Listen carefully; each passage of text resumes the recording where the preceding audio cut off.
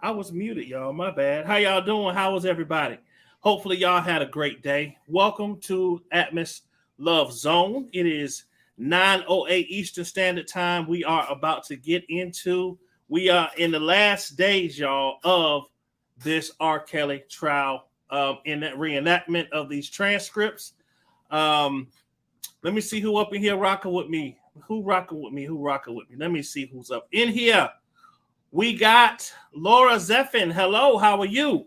Davis Campos, what's going on?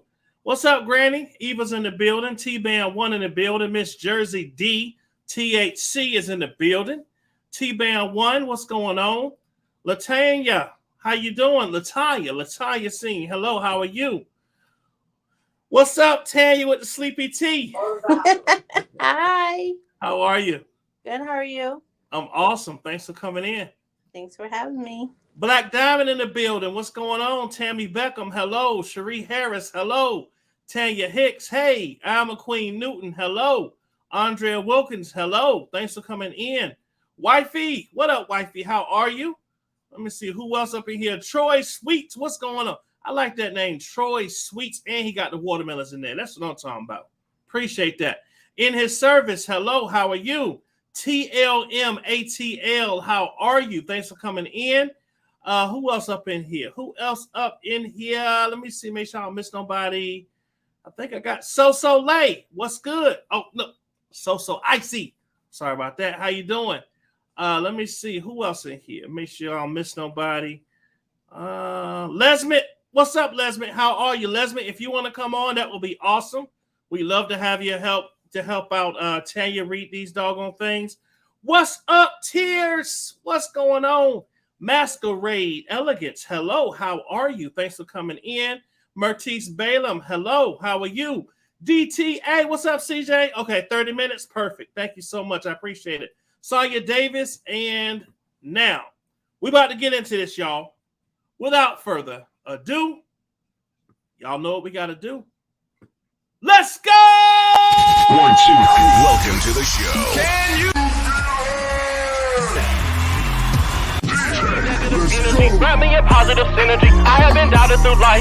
Been there and done that with trifling people who told me my style would not work. I told them they wrong. They're struggling too long. This song is for you. I'm proving you wrong. Get out my way. Get out my way. Get out my way. Get out my way. Get out my way. Get out my way. Get out my way. Get out my way. Let's get it. Let's get it. Let's get it. Lesmit 1, hello. How are you? Hello. How is everybody tonight? We are great. Thank you so much for coming in. I do appreciate you. No problem. Hey, Tanya. Hello. It's good to see you. Good to see you too. Isn't it amazing that everybody says her name right except me? But that's your special way, Atmos. Look. Did you hear how Lesmit said? Lesmit said, "Hi, Tanya." Stressing that out a little bit. Gotta stretch it out. Yeah, gotta. It was not intentional. I'm just teasing. I'm teasing. Okay, y'all. So we're gonna get into this, ladies. I appreciate y'all coming on here. CJ says she'll be on in 30 minutes, which is usually about the time that Tanya goes to sleep. So that's perfect timing. Oh wow. What's that? I said CJ will be in about 30 minutes, which is usually around the time that Tanya I pass out. Exactly. Right. What's up, Tom Bella? Hello, how are you? Shirley, hello, how are you? All right, y'all. So let me go ahead and share this. I'm not gonna waste no more of y'all time. I do appreciate everybody for being here with us. Y'all are here at the end with us. We're gonna get through this together. Now, I'm gonna tell y'all, last time we did this, it was like when we got to the end, it was like really sad. Right, but you know, we got other things we're gonna be doing on this channel.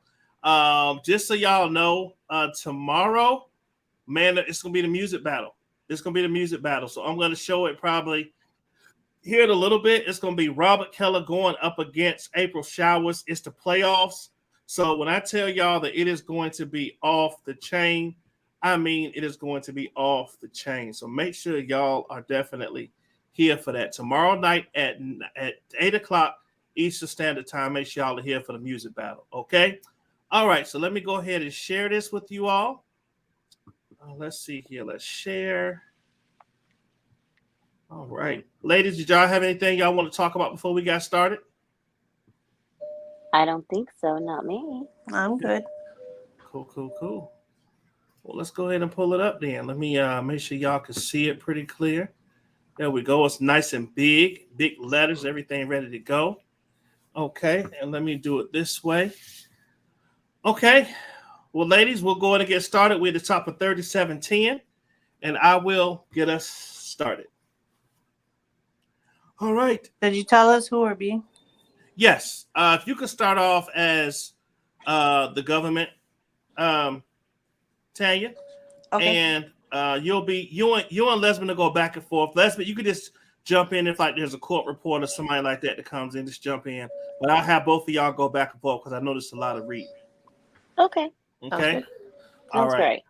So we're going to get started here. Please be seated. Miss Pizzolo, you may continue. So where we left off was in 2008 when Kelly's child pornography trial began. And during this trial, you heard that Charles Freeman once again returns to Chicago. He wanted money. That he was... Oh, sorry. You okay? I'm going to make it bigger. That he was owed for recovering the other tapes of Jane, and he threatened to hold a press conference. Kelly sent June Brown to deal with Freeman this time, and June gave Freeman $10,000 in cash, which Freeman understood to be a sign of good faith that the larger payment was coming. The next day, Freeman testified that Daryl McDavid paid him around $150,000 or $175,000, and sure enough, the bank records for Base Productions account at Seaway Bank show a $100,000 cash withdrawal on June 4th, 2008. The message states, for cash by pickup by messenger for D. McDavid. And here's the cash out slip. On June 13th, 2018, Robert Kelly was acquitted of the child pornography charges in Cook County. And after his acquittal, look who gets paid $30,000. Jane's father, Brandon. And I'll get back to the payments to Brandon in a minute. But first, I need to address Daryl McDavid's testimony about the tapes and the payments made in 2007 and 2008, because it really is incredible. You'll be instructed that a defendant has an absolute right not to testify. McDavid chose to testify in this case. He chose to get up there and testify.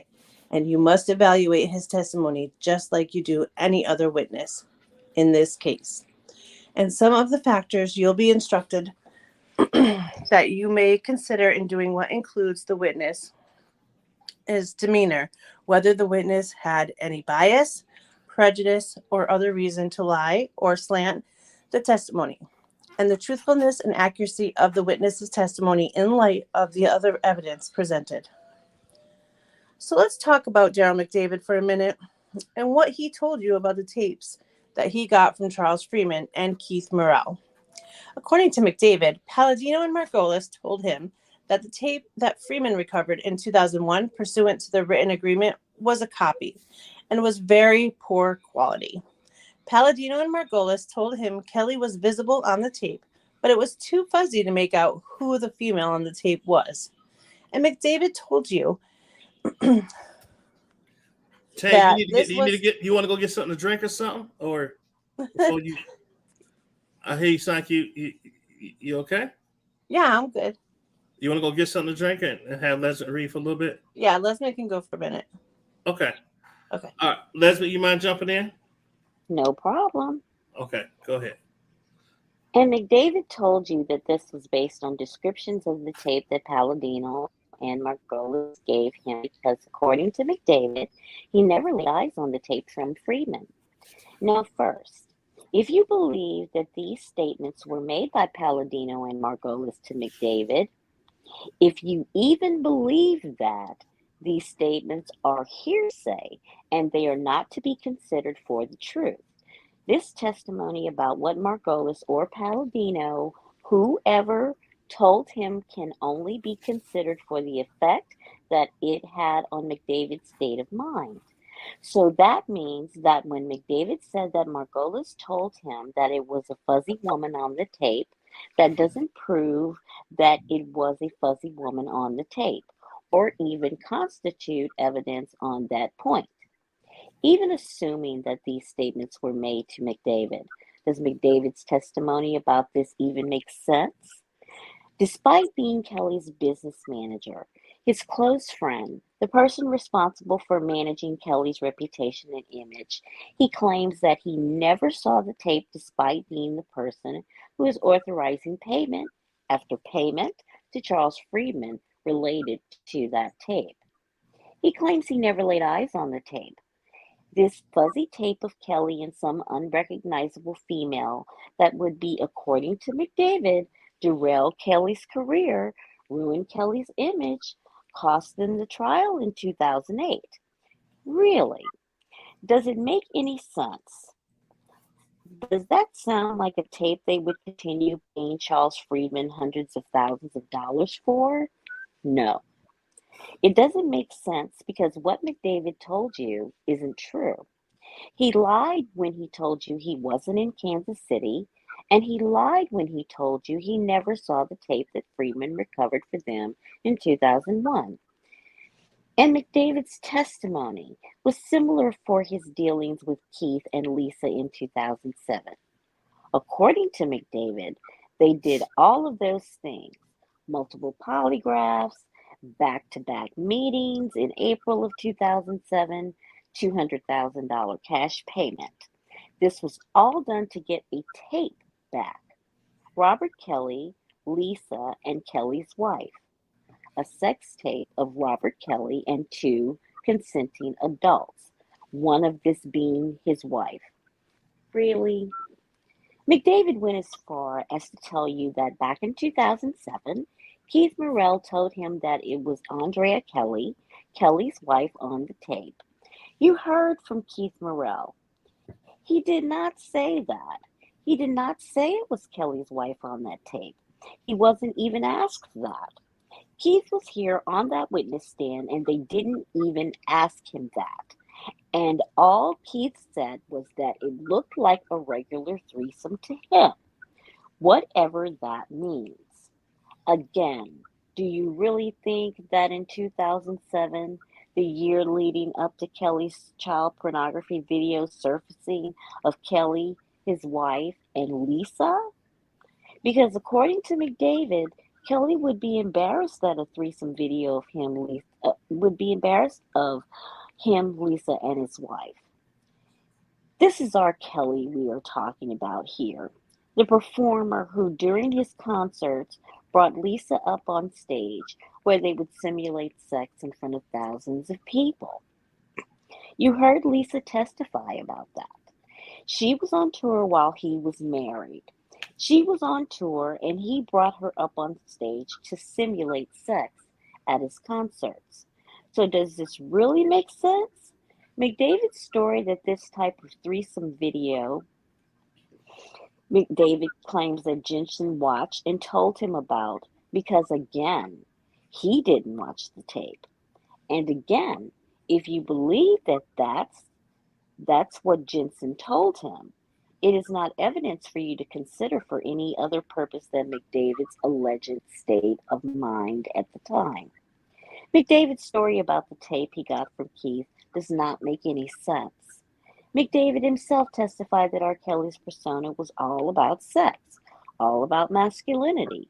So no, a fuzzy tape or a threesome tape with Kelly, his wife, and Lisa, those are not the videos that McDavid, Kelly, and Brown were concerned about in 2007.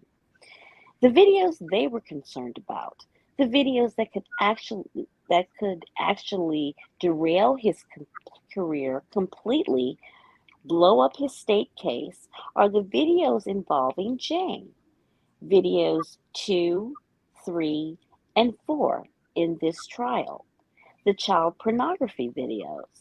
And as you know, Kelly and his team were successful in keeping those videos of Jane concealed throughout the 2008 trial. So let's go back to 2008. And I already talked about the $30,000 check from Base Productions that McDavid wrote to Brandon after the trial in September of 2008. There were other payments to Brandon and Susan leading up to the trial. One moment, Leslie. Thank you. You back, Tanya? Yep, I'm here. Okay, you better? I'm good. Sorry. Okay. All right. You can jump back in. Yep. Thank you. And you saw this chart during Special Agent Shera's testimony. This is a chart showing the various payments that Susan and Brandon received leading up to and after the trial. And as shown in this chart, between February 2007, May 2008, Kelly paid Brandon $23,000, $23,300, and these payments were made by check. And 4 of them stated they were loans on the memo of the check. And it's true, Brandon was working for Kelly as a guitarist, but these payments were not designated as payroll. These are large lump sum payments that were issued leading up to and after the trial. And you can use your common sense in determining the true purpose behind these payments to Brandon. So moving to 2009, Kelly's trial is over, but Charles Freeman is still trying to collect money on what he was owed by McDavid and Kelly. But as he told you, he was having a hard time getting in touch with Kelly and McDavid. They both had changed their phone numbers.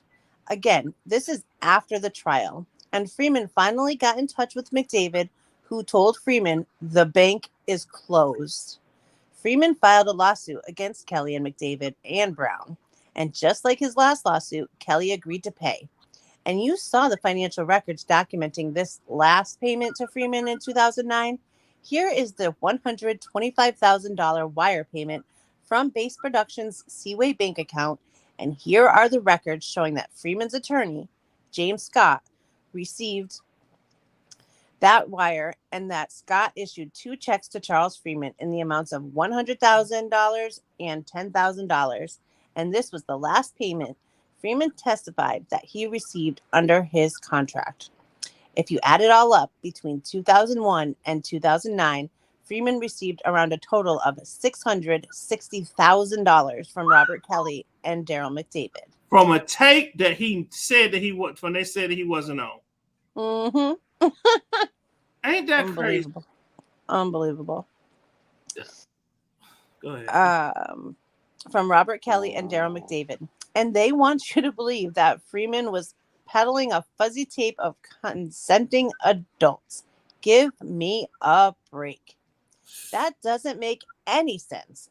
The truth of the matter is they paid Freeman so much money because he recovered a tape of Jane. He recovered a tape containing child pornography. He recovered the tape that he watched during this trial. Kelly was acquitted in 2008. Freeman decided that $660,000 was as close as he was likely going to get to collecting his full million. And McDavid told Freeman that the bank was closed. But that's not the end of the story, not by a stretch, because the concealment continued. Kelly and McDavid's concealment of videos 2, 3, and 4 continued all the way to the time that this case was charged in 2019. And I'm going to break it down. All of the reasons how you know that the conspiracy continued all the way through 2019. But let's first think about the big picture. Again, Kelly is acquitted of charges related to one video of Jane in 2008, the log cabin room. They had succeeded in keeping Jane and her family quiet through the end of the trial, and they did that by paying Jane's family, by threatening Jane's family, by preventing them from testifying at the 2008 trial. But after all that is done, where is Jane? Where is Jane from 2008 to 2019? She's still out there. Jane is still out there, and she is capable of coming forward at any given time to speak the truth. Kelly's music career continued after he was acquitted in 2008, and McDavid continued to work for Kelly. He was his manager after 2008. They worked together for another 7 years. And Kelly and McDavid knew that their web of lies could completely unravel if Jane decided to come forward, if she decided to break ties with Team Kelly. And the reality of that is that could happen in 2010, 2013, 2014, and 2018. And the same is true for the other tapes that Kelly made of Jane. When McDavid and Kelly decided to part ways in 2013, when their business arrangement ended, around that time, some decisions needed to be made. McDavid wanted to end their business arrangement. the legitimate work that he was doing for Robert Kelly. But what about their other agreement, the illegal agreement?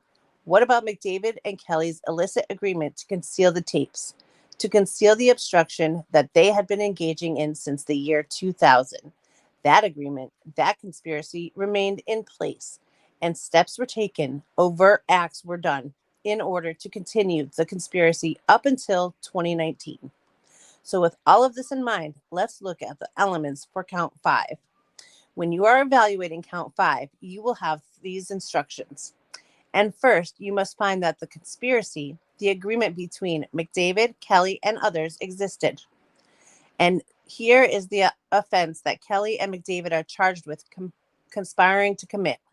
And you know they conspired to of the actions they took between 2000 and 2019.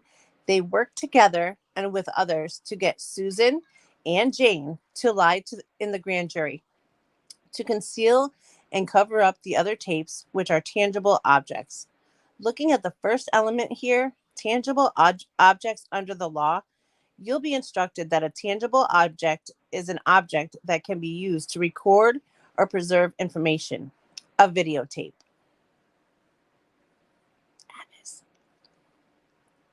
And looking at the second element of the crime they conspired to commit, you know that McDavid and Kelly conspired to do those things with the intent to impede, obstruct, or influence contemplated investigation or proper administration of any matter that is within the jurisdiction of an agency of the United States.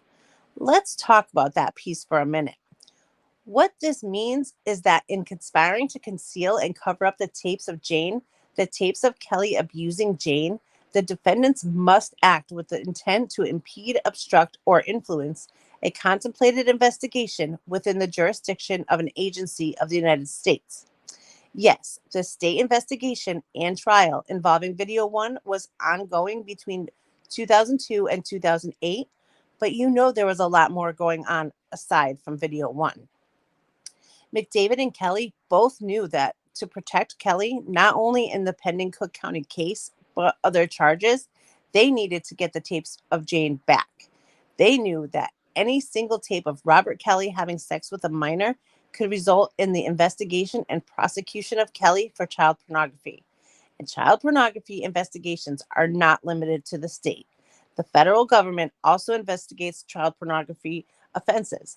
And that's one of the reasons why back in 2008, when Lisa Van Allen agreed to testify at Kelly's trial, she received immunity from both the state and federal prosecutors. So back to the elements of count 5. I spent a lot of time talking about the first two elements of count 5. You know the third element is also met because McDavid and Kelly's conspiracy to conceal continued into 2014-2015.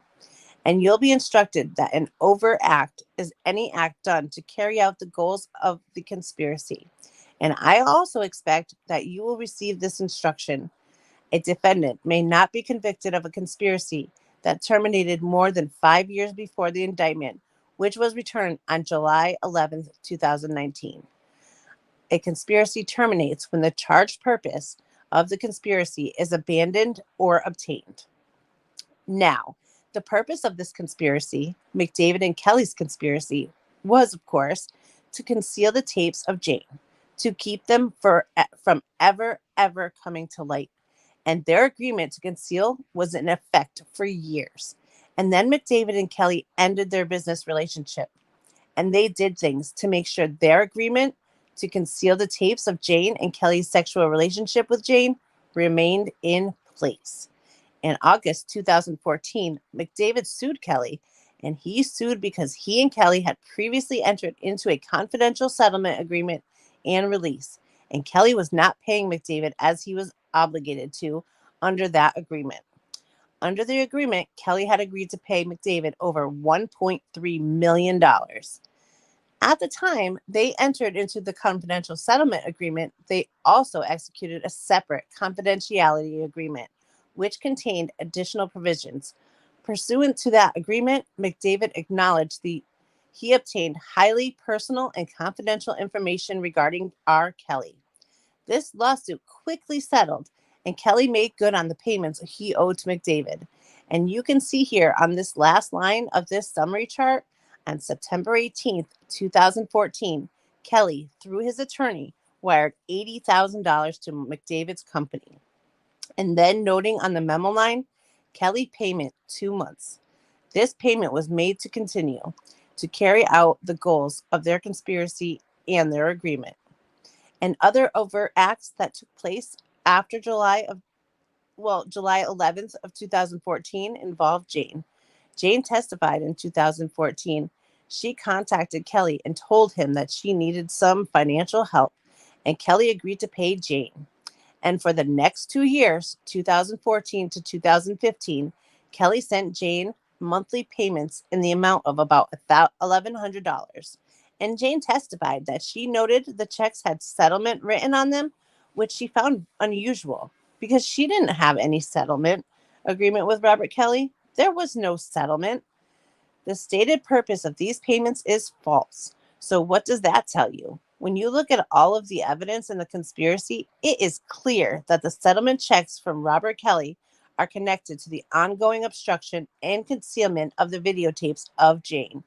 In 2014, 2015, Jane still had not come forward about video one. She knew that Kelly filmed her having sex with him on many other occasions while she was under the age of 18, but she never came forward.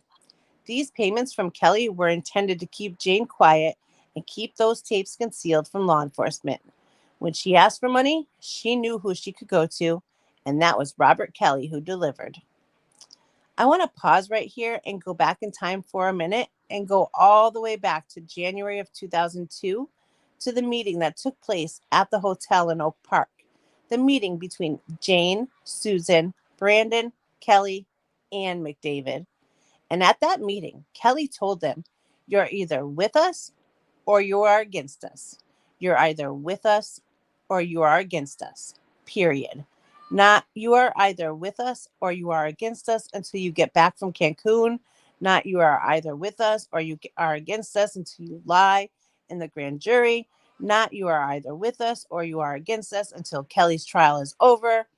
You are either with us or you are against us indefinitely." And between 2014 and 2019, Jane and Susan were still with them. They were still with Team Kelly, and Jane told you herself. On cross-examination, she was asked questions about the surviving R. Kelly documentary, and counsel showed you text messages about how Jane contacted Kelly in 2019 after the documentary came out. And as Jane testified, after the documentary came out, the Cook County State's Attorney's Office tried to reach her. They wanted to talk to Jane in 2019. And after they reached out to her, who did Jane call in 2019? She called Robert Kelly. And she told you why. Jane testified that she called Robert Kelly in 2019 because they were a team. You need to keep all of this in mind when you look at these monthly settlement payments that Kelly made to Jane in 2014, 2015. Those payments cannot be viewed in a vacuum. They need to be viewed in light of all of the other evidence in this case. And when you do that, it is clear that the payments were directly connected to the ongoing conspiracy, the conspiracy that was still very much alive in 2014, 2015, and so on. And those payments by Robert Kelly to Jane were done to carry out the goals and conceal the child pornography depiction of Jane. They were overt acts. The government has met all of the elements required for count 5 of the indictment, and you should find Kelly and McDavid guilty of count 5. So let's talk about count 6. All 3 defendants are charged in this count, and to prove the defendants guilty of count 6, the government must prove the conspiracy as charged in count 6 existed. The defendant knowingly became a member of the conspiracy, and you will receive another instruction. This is the crime that they are conspired or charged with conspiring to commit, the offense of receiving child pornography. And there are 4 elements for that offense. Thank you very much, Tanya. Leslie, you mind jumping back in real quick? No problem. I don't want y'all to wear out, so I'm trying to until CJ come in, trying to help let y'all go back and forth. Thank you. I already went over all the evidence that proves that the defendants guilty of the conspiracy charge in count 5, and much of what that evidence overlaps with the conspiracy for count 6. The evidence shows that all 3 defendants knew it was Jane on videos 2, 3, and 4, and that in those videos Jane was under the age of 18. And with that knowledge, all 3 defendants agreed to work together to get the videos back. Each defendant had their own role in the conspiracy. As I just went over, Kelly and McDavid had larger roles in the conspiracy. They were the ones that negotiated the terms of the deals with Charles Freeman, Lisa Van Allen, Keith Morrell, how much to pay them for turning over the tapes of Jane, for example. And June Brown had a different role. He had different responsibilities, but that does not make him any less of a member in this conspiracy, because the evidence has shown that June Brown knowingly became a member of this conspiracy with an intent to advance it. And here are some additional instructions I expect you will be given on what it means for a defendant to become a member of the conspiracy. A defendant is not a member of a conspiracy just because he knew or associated with people who were involved in a conspiracy or knew there was a conspiracy or was present during the conspiratorial discussions. Real quick, what's up, Shay? Hey, Shay. What up? Hey, everybody. How are you? Welcome back. It's nice to see you. I'm doing fine. Nice to see everybody. Sorry for the absence. Oh, Hiding in no. the bushes a little bit. We understand. I appreciate you. I'd love to have you help us read tonight. Sure. Awesome. Okay. Glad to be here. Thank you so much. Leslie, you can continue, please. Okay.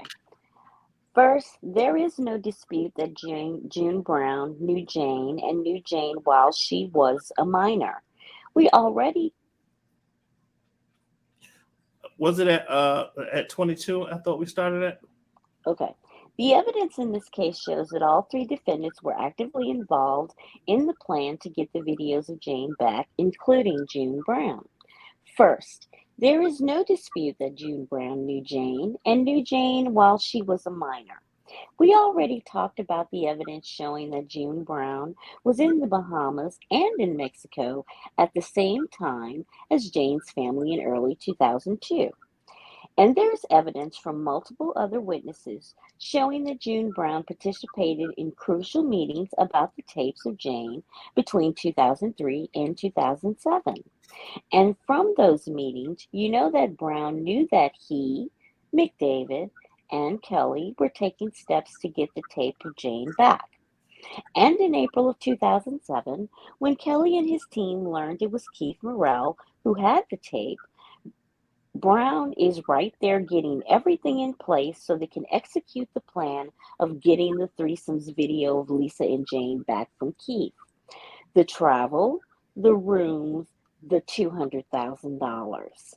He knew what the purpose of their meeting was, what the huge amount of cash was for, to get the tapes of Lisa and Jane. Brown was right there. McDavid paid Keith $20,000 and told Keith he needed to go right back to Kansas City, get the original video, and come right back to Chicago, or else the tall, scary guy in the room would come to see him. And what does Brown do after his first meeting with Keith? He takes action. He makes the arrangements to get Keith back to Chicago with the original video, and once again, he was there for that meeting. That important meeting with Keith and McDavid. That meeting where Brown told Keith he had the golden egg. Make no mistake about it, Brown was not some innocent bystander who robotically made hotel room reservations and drove people to the airport. Brown knew full well what was actually going on in April of 2007, and he knowingly took steps to advance the plan to get the tapes back. In looking at the last element, it's met.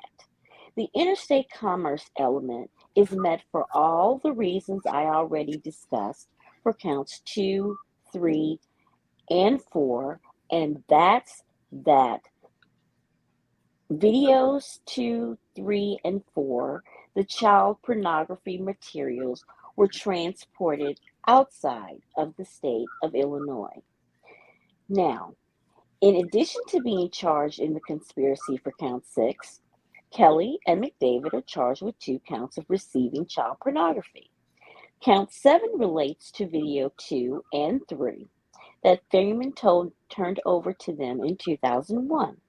And count 8 relates to video 4, the threesome video that Keith Morrell brought to Chicago in April of 2007. The evidence in this case satisfies each and every one of these elements beyond a reasonable doubt. And for these counts, you will also receive this instruction. As I already discussed, the evidence in this case established that McDavid was the person who actually received the tapes from Freeman and Morrell. Kelly was not physically present for those meetings, but he had put them in motion by calling Freeman, by calling Lisa, by agreeing to pay out the money to get those tapes back. Through all of these actions, Kelly knowingly participated in the crime of receiving the actual receipt of the child pornography that he had created of Jane. For all of these reasons, you should find Kelly and McDavid also guilty of counts 7 and 8. I've arrived at the last group of charges, the enticement charges that relate to defendant Robert Kelly, and each one of the victims that Kelly enticed to engage in sexual activity with him is listed in their own separate count in the indictment. I'm going to start with count 11, which relates to Tracy, because the charge for Tracy is different from the other enticement charges in the indictment. Here are the elements for count 11. The first one, defendant used the facility or means of interstate commerce to knowingly persuade, induce, entice, and coerce Tracy to engage in sexual activity. And you'll get a definition for that element. Any facility or means of interstate or foreign commerce includes a landline or cellular telephone. A person who makes or receives a telephone call using a landline or cellular telephone uses the facility or means of interstate commerce. This includes using a phone to make an interstate call, a call from someone that is located in the same state as the caller. So when Kelly called Tracy, sometimes to meet and have sex, he was using a facility or a means of interstate commerce. And the last element of count 11 has a definition as well, and that is that the sexual activity had occurred.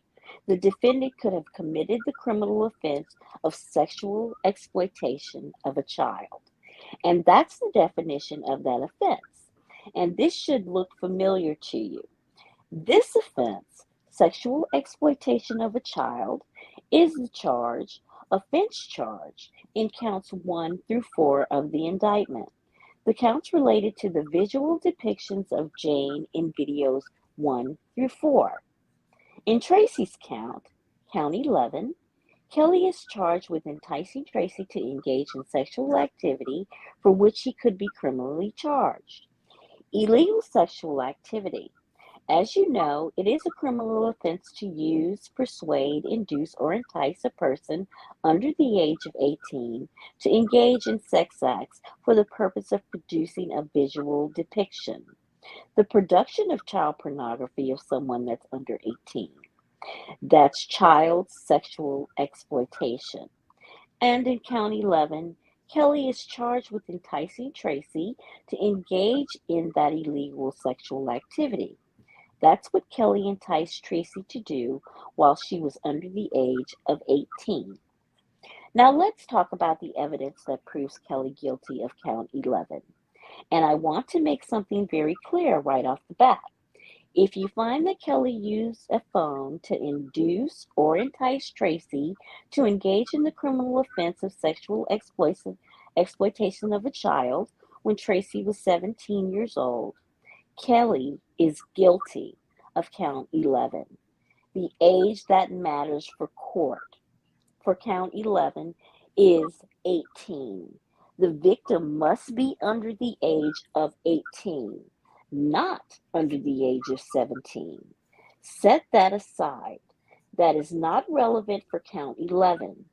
For purposes of count 11, a minor is under the age of 18, and that is the age that matters here.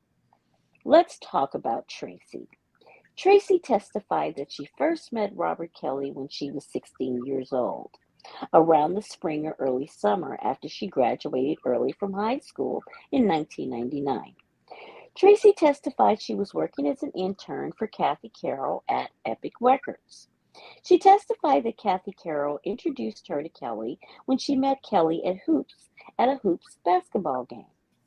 Tracy testified that she later attended an event with her friend Kelly Witherspoon in 1999, an event where they saw R. Kelly and he was signing autographs. Now, Tracy testified that she could not remember the name of the event. She said it may have been at the McCormick Place. On cross-examination, Tracy was asked if the event was the Black Women's Expo. She said, possibly. But Tracy was firm in the fact that she got Kelly's phone number at an event in 1999. That is her testimony. After getting Kelly's phone number, their contact progressed. First, there was the night at Trax when Kelly took Tracy aside and masturbated in front of her. And Tracy testified she told Kelly her age that night, that she was 16. And the next time Tracy saw Robert Kelly was at the Westin. Tracy told you how Kelly called her over the phone, and they made those plans to meet up at the hotel. And Robert Kelly arrived at the Westin early the next morning and told Tracy's friend to leave the room. Once she was gone, Kelly persuaded Tracy to undress. He persuaded Tracy to let him give her oral sex. And this was the first time Tracy had ever engaged in that type of sexual activity. And after that sex act, Kelly coerced Tracy to give him oral sex. He pushed her head onto his penis and taught her how to perform oral sex. Tracy also described a very specific incident that occurred when she was 17 years old, the threesome with Jane. And Tracy testified that when she was 17 years old, she went to Chicago Trax to see Kelly. She fell asleep in the room at the studio, and Kelly woke Tracy up and told her to come with him into a bigger studio room and persuaded her to take off her clothes. And he did that by reminding Tracy that he loved her. He reminded Tracy that she had told him that she wanted to please him. And Tracy did as she was told. She took off her clothes and laid down, and Kelly left the room. When he returned, he had Jane with him, and Tracy testified that Kelly told her that Jane was there to please Tracy. He told Tracy to stop crying. He told her to lay down, and Tracy said that Kelly set up a camera and a microphone. And from there, Tracy described how Robert Kelly directed Jane to perform oral sex on Tracy. Tracy did not like that, and she was crying. And Kelly got angry, and he induced Tracy to give him oral sex instead. And then Tracy and Jane took turns performing oral sex on Robert Kelly. And Tracy testified that when she was 17, she observed cameras in the room on other occasions when she had sex with Robert Kelly. Robert Kelly is guilty of Count 11 because the government has proven beyond a reasonable doubt that he used the telephone to entice Tracy to engage in sexually explicit conduct while she was under the age of 18, and that he did so for the purpose of producing a visual depiction, a video of Tracy, Jane, and Kelly. Now, the incorrect dates in Tracy's lawsuit and the conflicting information about Black Women's Expo are not reasons to discard Tracy's testimony about what Kelly did to her. And here's why. First, Tracy was not the only witness who told you that she met Kelly in 1999 when she was 16 and interning at Epic Records. Kelly's friend, or Tracy's friend, Kelly Witherspoon, stated that Tracy was 16 when she started seeing Robert Kelly. Tracy's colleague, Jerome, also testified that Tracy was interning at Epic in 1999. Now, Kelly Witherspoon and Jerome don't have any reason to lie about this. They don't have an axe to grind with Robert Kelly, nor were they particularly close with Tracy.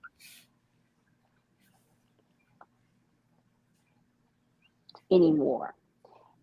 And you also have Tracy's internship form that she submitted to Columbia College, which stated that she was seeking credit for that internship in 1999. Okay, thank you so much, Leslie. Shay, do you want to jump in? Sure. Thank you. Is my audio sound fine? Yep, perfect. Okay, great. So, how do you reconcile this with the Black Women's Expo? During the trial, you heard from Mary Green, who helped plan the expo. She testified that Robert Kelly did a promotional event at the expo in April of 2000. So what this means is there are two different ways to interpret this evidence about when Tracy got Robert Kelly's phone number, which was the starting point of their sexual relationship.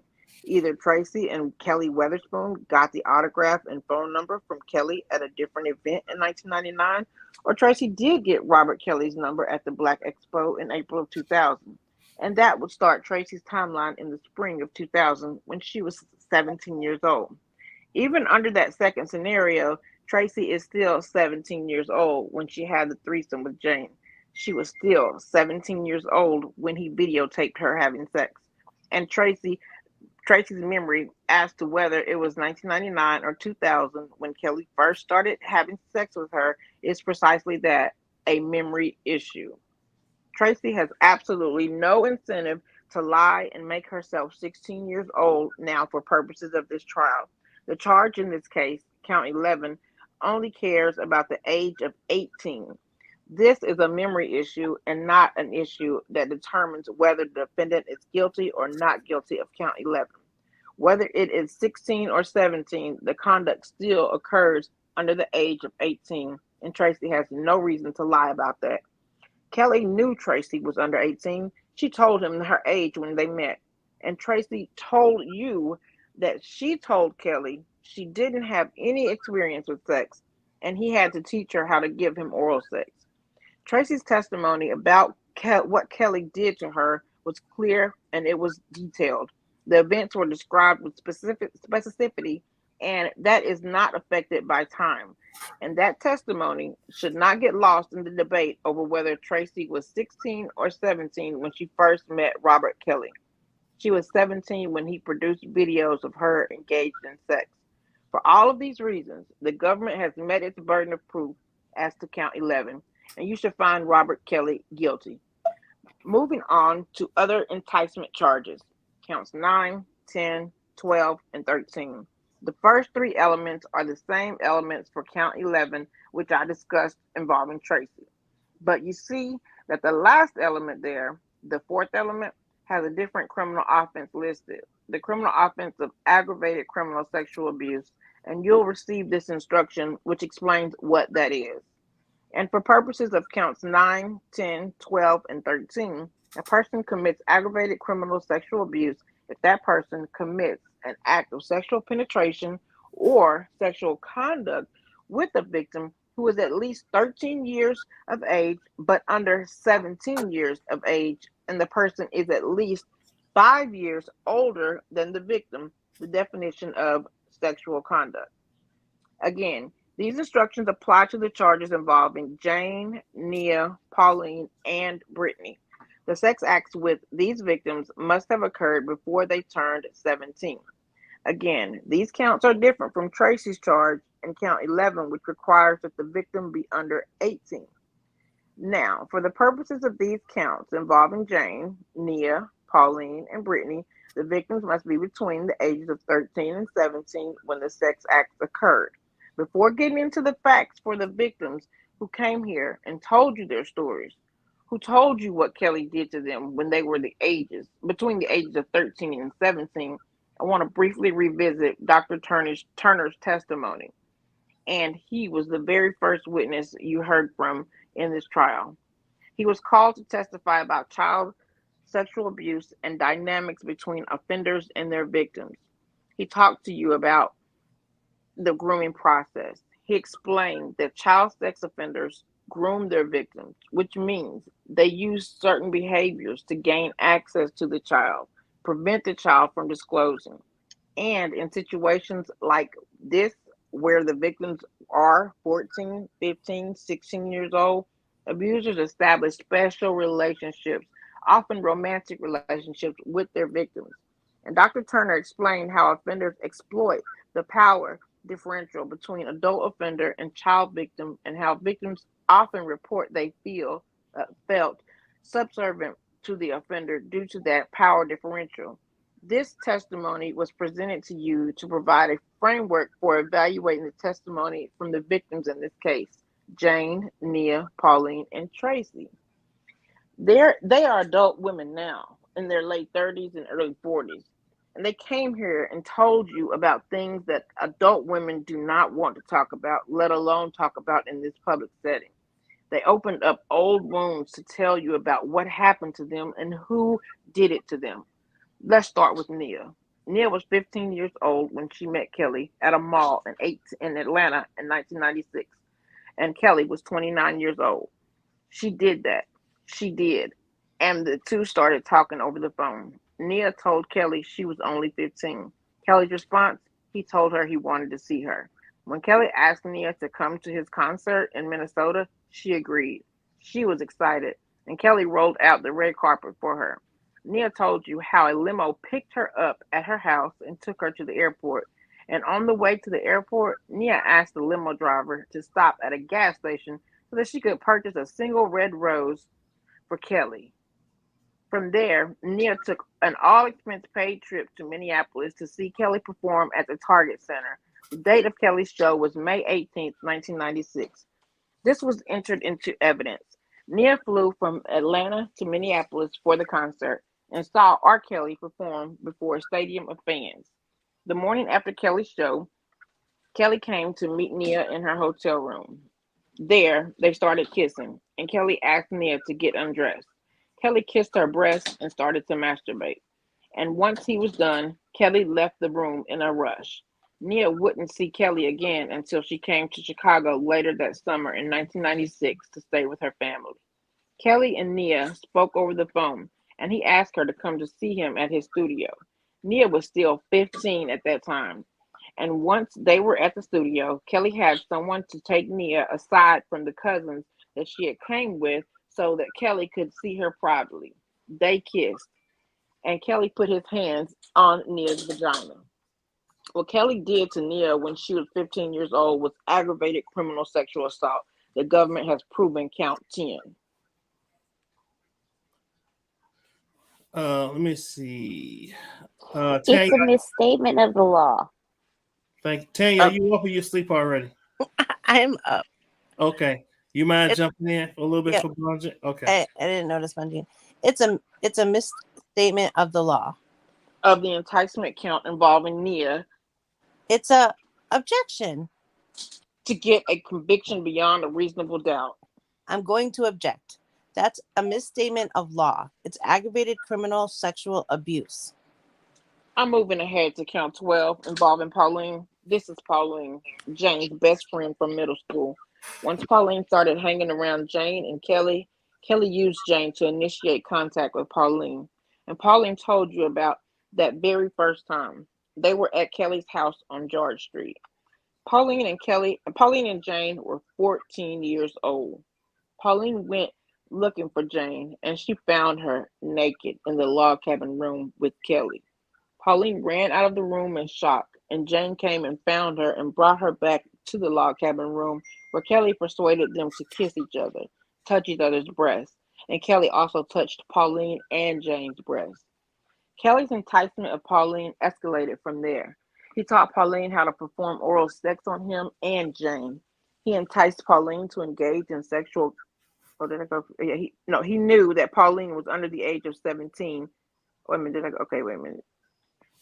He called Pauline. Okay, yeah. Okay, he knew that Pauline was under the age of 17 at the time he enticed Pauline to engage in sexual conduct with him and Jane. He knew that she was Jane's best friend from school. And during that first time in the log cabin room, Kelly threatened to tell Pauline's mother that Pauline had kissed a boy. He used an innocent kiss between Pauline and a boy as a way to coerce her into having sexual contact with him. Pauline told you that when she was between 14 and 16 years old, Kelly induced her to have oral sex with him over 80 times. Once Pauline was 15, he induced her to have sexual intercourse, and that happened over 80 times before Pauline turned 17. And Pauline testified that a lot of these sex acts occurred at Kelly's studio, Chicago Tracks, in rooms like these where the walls are covered with Kelly's awards, multi-platinum albums. One moment. Hey, CJ. Hey guys. Hey, How are you? CJ. Hi. Hey, CJ. Hey, welcome back, Miss Shay. Hey, girl. Thank you. Hey, girl. Hi, CJ. Hi, Tanya. Tanya, I have a question awake? for you. After Atmos disrespected you, I'm here and you're still wide awake. Louis. Louis. So this is a random question, but when you're doing these readings, are you like in bed or are you on the couch? Like, where do you be falling asleep, girl? Is it comfortable? Do you wake up? It's so comfortable. And then I just get hearing that judge, and he just puts me to sleep. So, are you on the couch? Yes. I just wonder. Yes, I'm on the couch, and then I wake up and I just hear the end of Atmos' live playing. Oh. And I'm like, damn it, it happened again. I was always like, I hope she's not waking up with her neck all messed up wherever she's. No, I'm at least comfy. Yeah, I I have know. like the recliner couch. So Oh, good girl. yeah, Okay. that's probably a bad. Stepping your game up. Thanks for being here, CJ. I'll buzz you in. Yeah, no problem. All right, please continue, Shay. Okay. Kelly gave Pauline the phone number to the studio, and Pauline used a telephone to call the studio. Find out if Kelly wanted to see her at Tracks. Pauline also testified that Kelly would call her phone sometimes too to set up meetings at Tracks. And the evidence shows that during the time that Kelly enticed Pauline to engage in sexual activity with him when she was between the ages of 14 and 16 years old, Kelly believed that she was under the age of 18. Kelly believed that she was under the age of 18. And Pauline testified that she regularly saw Kelly's video cameras and tripods in the room when they were having sex. She told you about how when she was between the ages of 14 and 16, Kelly videotaped Pauline, Jane, and Kelly having threesomes. And when CPD began investigating Kelly's abuse of Jane in 2001, they interviewed Pauline when she was 17 years old. Pauline told you that her mother was at the interview with her, so she had no choice but to identify Jane. But that's as far as Pauline went. She did not reveal the full truth about what Kelly was doing to her and Jane. And one of the main reasons she lied about that was her loyalty to Kelly. Just as he had done with Jane, Kelly had groomed Pauline to keep the abuse a secret. Pauline testified she was in love with Kelly when she was 14 years old, and she's still in love with him to this day. She described Kelly as best friends / meets boyfriend / meets dad in one person. Due to Kelly's grooming of Pauline at a young age, that is how she viewed him. But under the law, what he did to Pauline when she was under 17 wasn't love. It was criminal sexual abuse.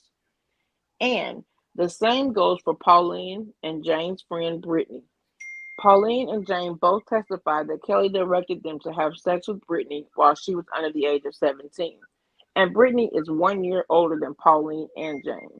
She was born in December of 1983. Her birth certificate is in evidence. Jane testified that the first time Kelly instructed Jane to have sexual contact with Brittany was at Chicago Tracks after a studio session.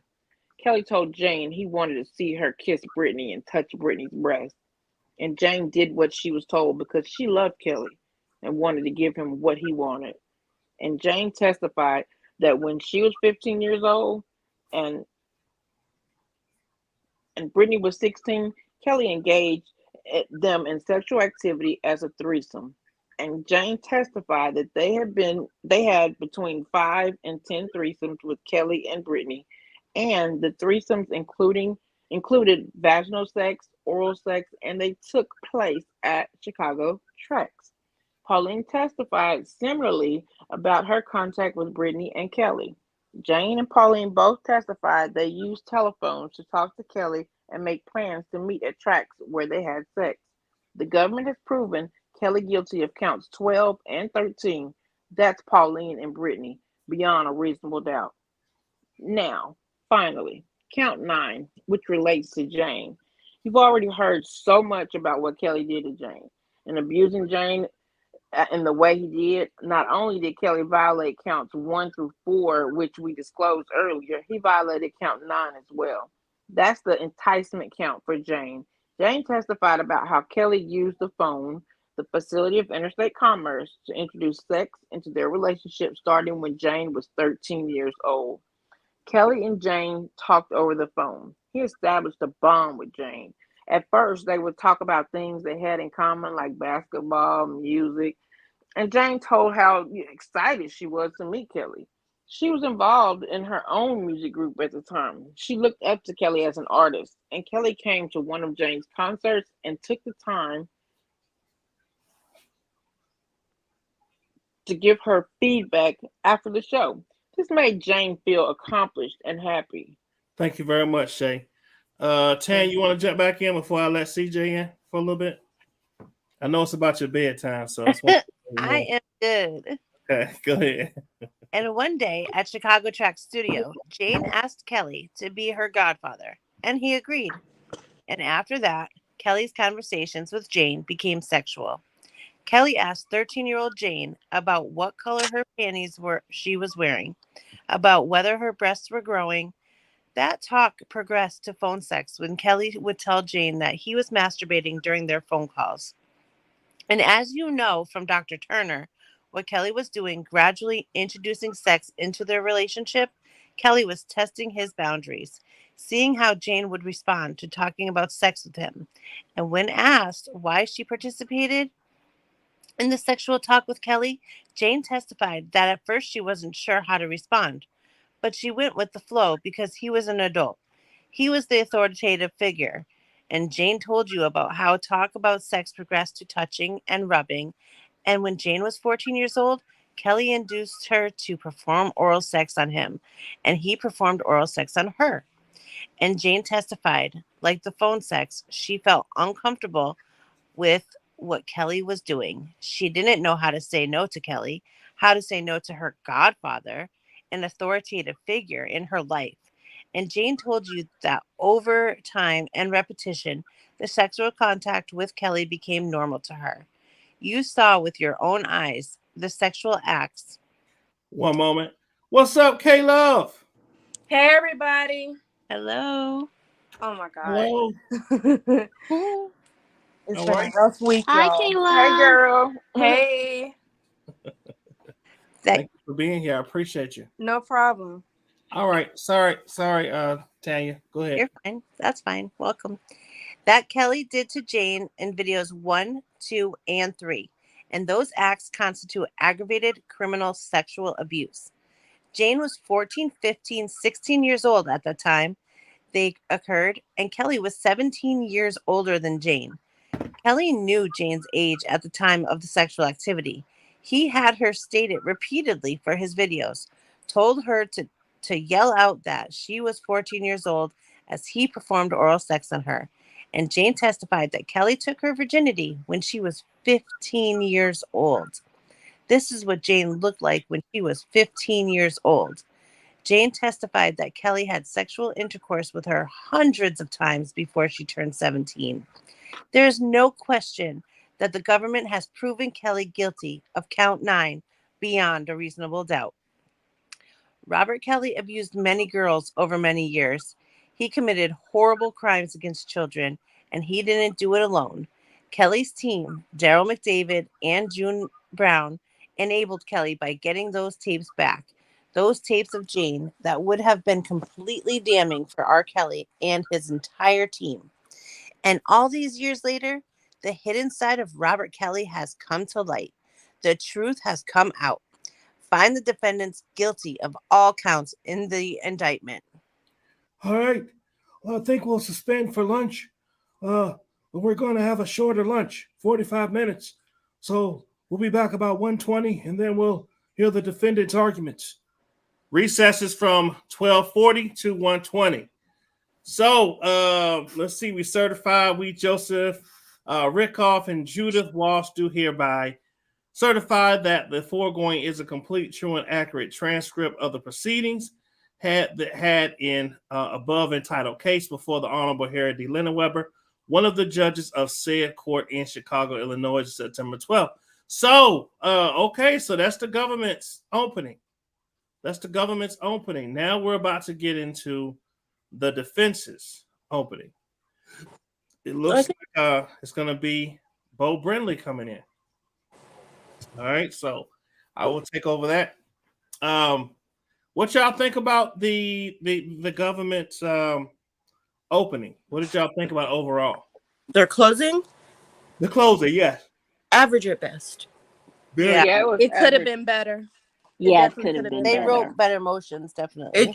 It couldn't. Yeah. It should have been better, Kayla. Yeah. Like it should have. They had since 2019. Right. And it you know, definitely I seems just keep odd. thinking about how it was so precise and you couldn't, there was no argument with the one in New York. I just keep thinking about how they could have done it like them. I Yeah, just don't New understand. York, Right? they was I think that these ones felt like New York killed it. And I think that they just thought that they had it in the bag and they Yep. didn't try as Yeah. hard. But I think the also, mere fact that they had the video, I think that they thought, well, Yep. we won't have to work as hard. But you do. Exactly. It's reasonable, beyond a reasonable doubt. That because they're probably so used to the justice system being so easy to go and open and shut these cases, because so many people really, first, a lot of people don't take it to trial, and secondly, a lot of people, get found guilty in the justice system, especially being black. That is just part of their thing.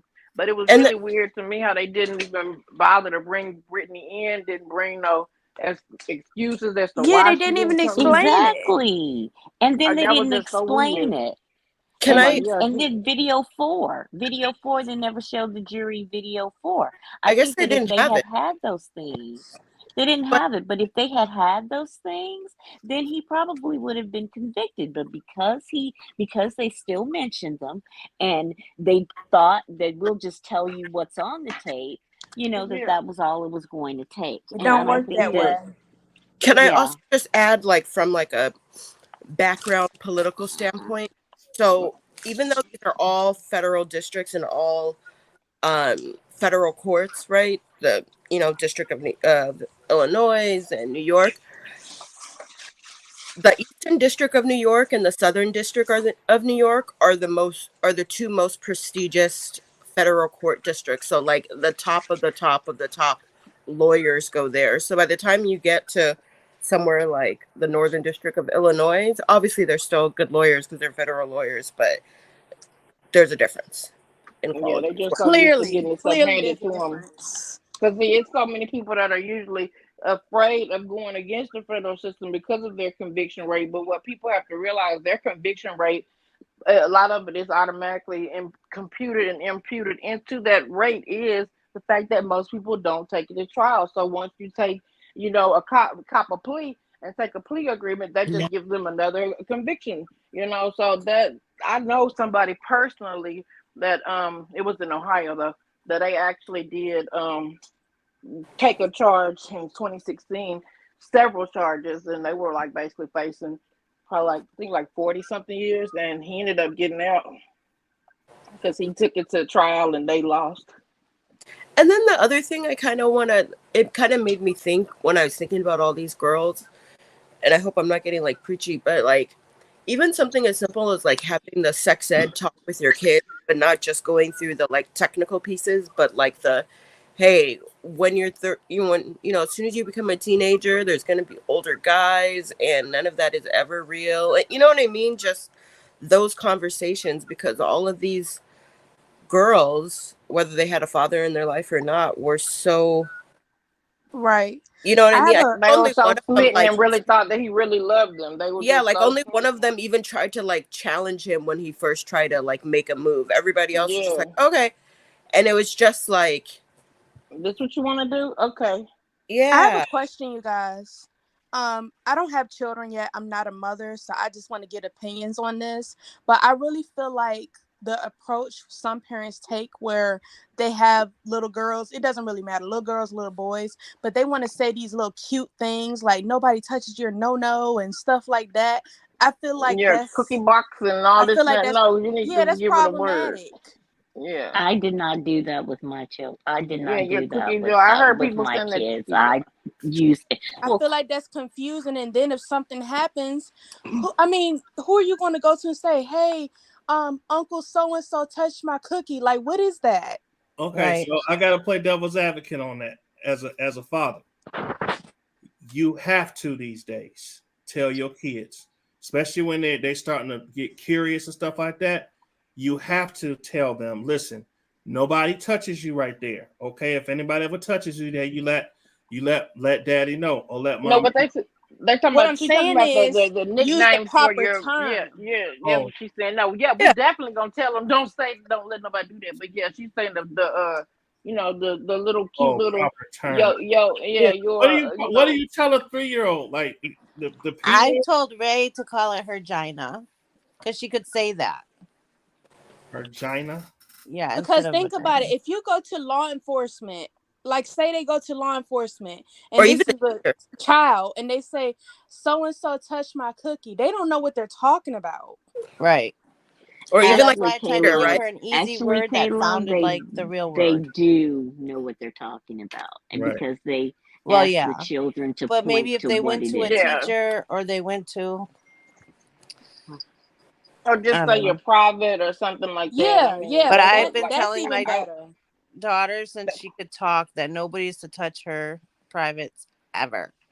Yeah, I would say private. Like I didn't and show them and show them exactly where you're talking about. Mm-hmm. Exactly. I quiz her too. I quiz her all the time. We'll be driving in the car. I'm like, who can touch you? Who can help you go potty? Who can do this? And you tell me if anybody tries to. And it's so horrible that a lot of sexual assault is hidden by these evil people, these pedophiles. They'll pretend as though they're tickling a child. And that's why I have been a person that hates for anybody to be saying they're tickling a baby, because that's when people be copping a free little, touch and stuff. Absolutely. I agree with don't you. nobody y'all. I don't like anyone touching my daughter. Don't nobody tickle nobody, because we ain't keep laughing. your hands to yourself. My mom didn't allow not that. She didn't allow like sitting in uncle's laps or anything like that. I don't like. Yeah, I didn't allow it either. Okay. All right, these are good discussions. Y'all know what y'all need to come on when I be doing my Venus versus Mars stuff. These are kind of conversations we be talking about. One recently, Atmos. I remember a couple readings ago you said you were going to bring that back. I've never experienced. Yeah, I did one the other night. You did one the other night? No, I did. Like premiere? Do you put a little premiere thing out on them just like you do your other videos? Yeah, I will. I'll start marketing it more. Yeah, 'cause that'll help me I never too. saw it like Okay. be live or anything. Yep, I got y'all. Yeah, because YouTube isn't always reliable with notifications. No, And they're then, not. yeah, Right. and with me finally having my evenings and stuff back, I'll be able to tune in more. Woohoo! Yeah, because it's very important because there's some nasty people out there, and I'm telling you, they will pretend to tickle little boys as well. Because trust me, I know of instance, and it sickens me. Mm-hmm. Absolutely. All right, y'all. Well, here's the thing. I mean, it's gonna be pretty much Bo Brindley most of this here. So if I could just keep at least one or two of y'all on here, and we could just like swap out throughout the week until we get back to the until Miss Judge, and that would be great. But like I know Sleepy T, you probably want. I might as well just go ahead and just say, hey, I know you know it's about that time. So if you want to cut out without feeling bad in the morning for us falling asleep on us, that'd be great. And Atmos, I think I'm going to cut out as well. Okay, Leslie, thank you. Okay, Bye, thank Leslie. you. No problem. Well, you Bye, see, guys. Tanya, what you say? Bye bye. What'd you say, Tanya? Bye, Desmond. Because you know I can't hang. I know. Go ahead. All right, I'm gonna listen in the bushes and rest. You'll listen for about 5 more minutes, and you'll see. I Atmos still get always it be all through trying to play osmosis you. while I'm sleeping. Atmos, why you do her like that? Yeah, Tanya, hit your recliner, girl. Listen. Maybe I'll actually I fall studied- asleep in my bed. I Right? studied the I'm pattern. I studied the patterns. I appreciate you, Tanya. Hey, listen, you're the first one in, and the first one out. Well, I'm still from gonna first in, I first gotta get out. my rest for when Bonjean comes on because I gotta Oh, kill that. yes, indeed. Thank you, Tanya. Okay. All Well, right. I'm gonna drop and go to the bushes in too. Then I just wanted to make sure I came on. I didn't want y'all trying to do everything, you know. And we miss you, Shay. Yeah, we do. Miss y'all too. So, K-Love and CJ, if y'all can hang around, that'll be awesome. Okay, cool. Have a good night, ladies. Good night, Atmos. See you later, Tanya. Bye-bye. K-Love, will you go first? I'm gonna like eat in the background here. That's fine. Thank you, ma'am. Whenever you need to jump in. So this is going to Okay. be pretty much Brindley. All right, let me go ahead and pull this up. Okay. Where's King Johan? I don't know what King Johan been at. Let me see. I need to reach out to him and be like, we asked. Or Mike Nice. I know Mike Ice was here the other night, but let me see. Okay. Reach out Back to the semi bushes.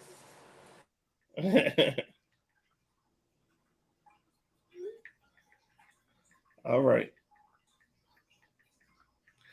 All right, let me go ahead and get this in, y'all. So this right here looks like it's Brindley. It says, please be seated. You'll be next here. Next, you'll hear from defendant Ashley. You will next hear from defendant McDavid. Mr. Brindley, you may argue to the jury. Thank you, Your Honor. Closing argument on behalf of Daryl McDavid. This is Mr. Brindley, Daryl McDavid's lawyer. Closing argument.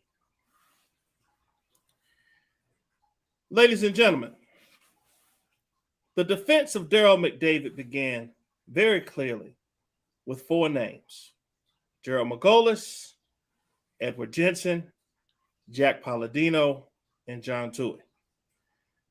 These are the men with whom Daryl McDavid made agreements about videotapes and payments. You've seen it way out over the course of the trial. These were indeed the men. These are the men who directed Mr. McDavid's efforts to deal with Chuck Freeman, to deal with Lisa Van Allen, and to deal with Keith Morrell. These are the men who handled the lawsuits and did the interviews that shaped Daryl McDavid's belief. These are the men, Margolis, Jensen, Palladino, Toohey. If there was a conspiracy to obtain child pornography and obstruct justice with Daryl McDavid, it wasn't R. Kelly that was coordinating the meetings with Chuck Freeman in Kansas City. It wasn't R. Kelly who was arranging and reviewing the polygraph for Lisa Van Allen and Keith Morrell. R. Kelly wasn't writing letters to the Sun-Times asserting fraud, and he wasn't handling the lawsuits of Tracy and Nia and Tiffany Hawkins. These lawyers are the ones that did these things. They did. They were there. They were directing him. They were engaged with him. And you don't have to take his word for it because he showed you the things that he saw. It was in black and white. Jerry Margolis received the memorandums from Chuck Freeman about the entire video obtainment. Jerry Margolis involved with Jack Palladino in his billing statement, and with Daryl McDavid discussing the Chuck Freeman videotape situation. Jack Palladino drafting the memos, obtaining the video with his own hands. John Toohey writing to the Sun-Times, unabashedly declaring the video is a fake. Edward Jensen ordering the polygraphs and receiving the results about this Lisa Van Allen tape. Daryl McDavid did not do these things by himself. Daryl McDavid could not do these things by himself. These things were done with the approval of these men. Jensen got the results, and so he had to know the tape's contents. Margolis engaged with Jack on the video. He had to know the tape's contents. Jack Palladino had the tape in his own hands. He had to know its contents. For the government to be right, then this is true. Jerry Margolis would have to risk a lifetime and a career of extraordinary work, all to commit crimes and protect child pornography for Robert Kelly. Edward Jensen would have to risk a legacy of legal defense in this city, risk his career, commit crimes, all to protect child pornography of R. Kelly? Jack Palladino would have to risk that 42-year career described by his longtime assistant, and all to hide child pornography for Robert Kelly?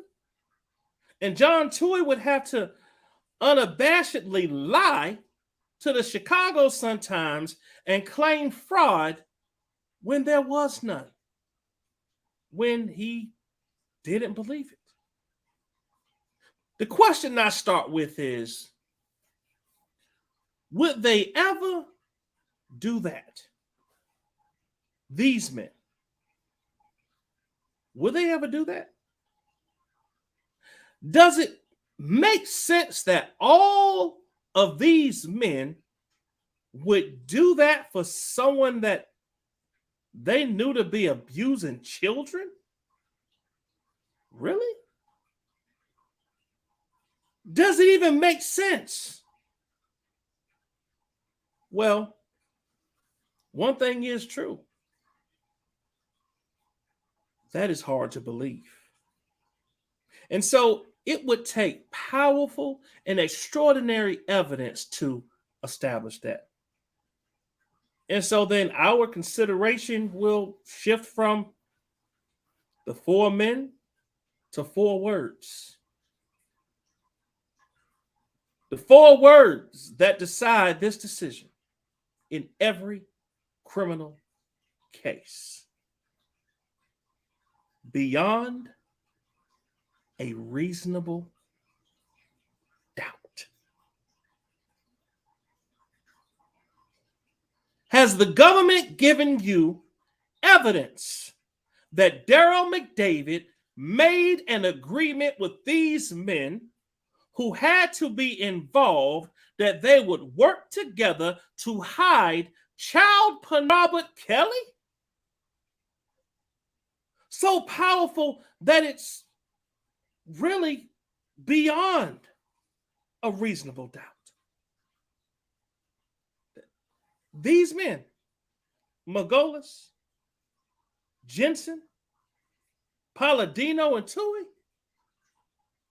Mr. McDavid's agreements that the government accuses are an agreement to solicit false testimony, to obtain these child pornography videos. And then it comes to those agreements, and when it comes to Daryl McDavid, the evidence is not even close to that standard. What you're going to be left with by the time that we get done reviewing the evidence is a single truth. To find Daryl guilty, you must necessarily find that Eddie and Jerry and Jack all did it too. And you must be able to say Chuck Freeman was trustworthy beyond a reasonable doubt. And you must be able to say that Lisa Van Allen was trustworthy beyond a reasonable doubt. Because you will see the truth. Because the truth is that the only evidence that suggests he ever did anything wrong were Chuck and Lisa. Now, Daryl McDavid did not take refuge behind his right to silence. He chose not to do that. And he had his reasons. He took that stand. And as you know, he gave a full accounting of a very long span of events so you could hear him. So you could see him. So you could put his credibility directly against Chuck's and Lisa's and make up your own mind. He wanted it. He asked me for it. And we did it. Alongside his credibility, because of these documents and what we know, must also stand the credibility of Jensen, Margolis, and Palladino with Daryl McDavid against Chuck and Lisa. So ask yourselves, were they? Chuck and Lisa, really that trustworthy? Or at the end, do you have a reason to doubt them? Because if you have reason to doubt them, and they are the case, Daryl McDavid isn't guilty. And in this case, ladies and gentlemen, all there is reason to doubt them. Now, I'll get to Chuck and Lisa in great detail. But I have to start with a technical issue before the charge in this case is strange. Y'all, let me go grab some water. We're not going to take a break. I'm just going to grab some water and I'll be right back. Hold one moment.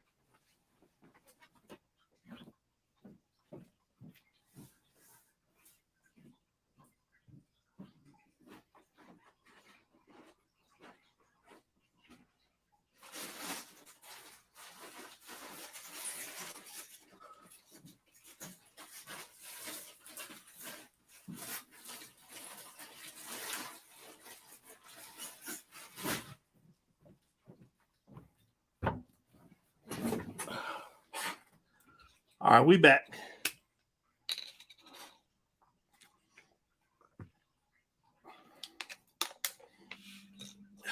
Okay.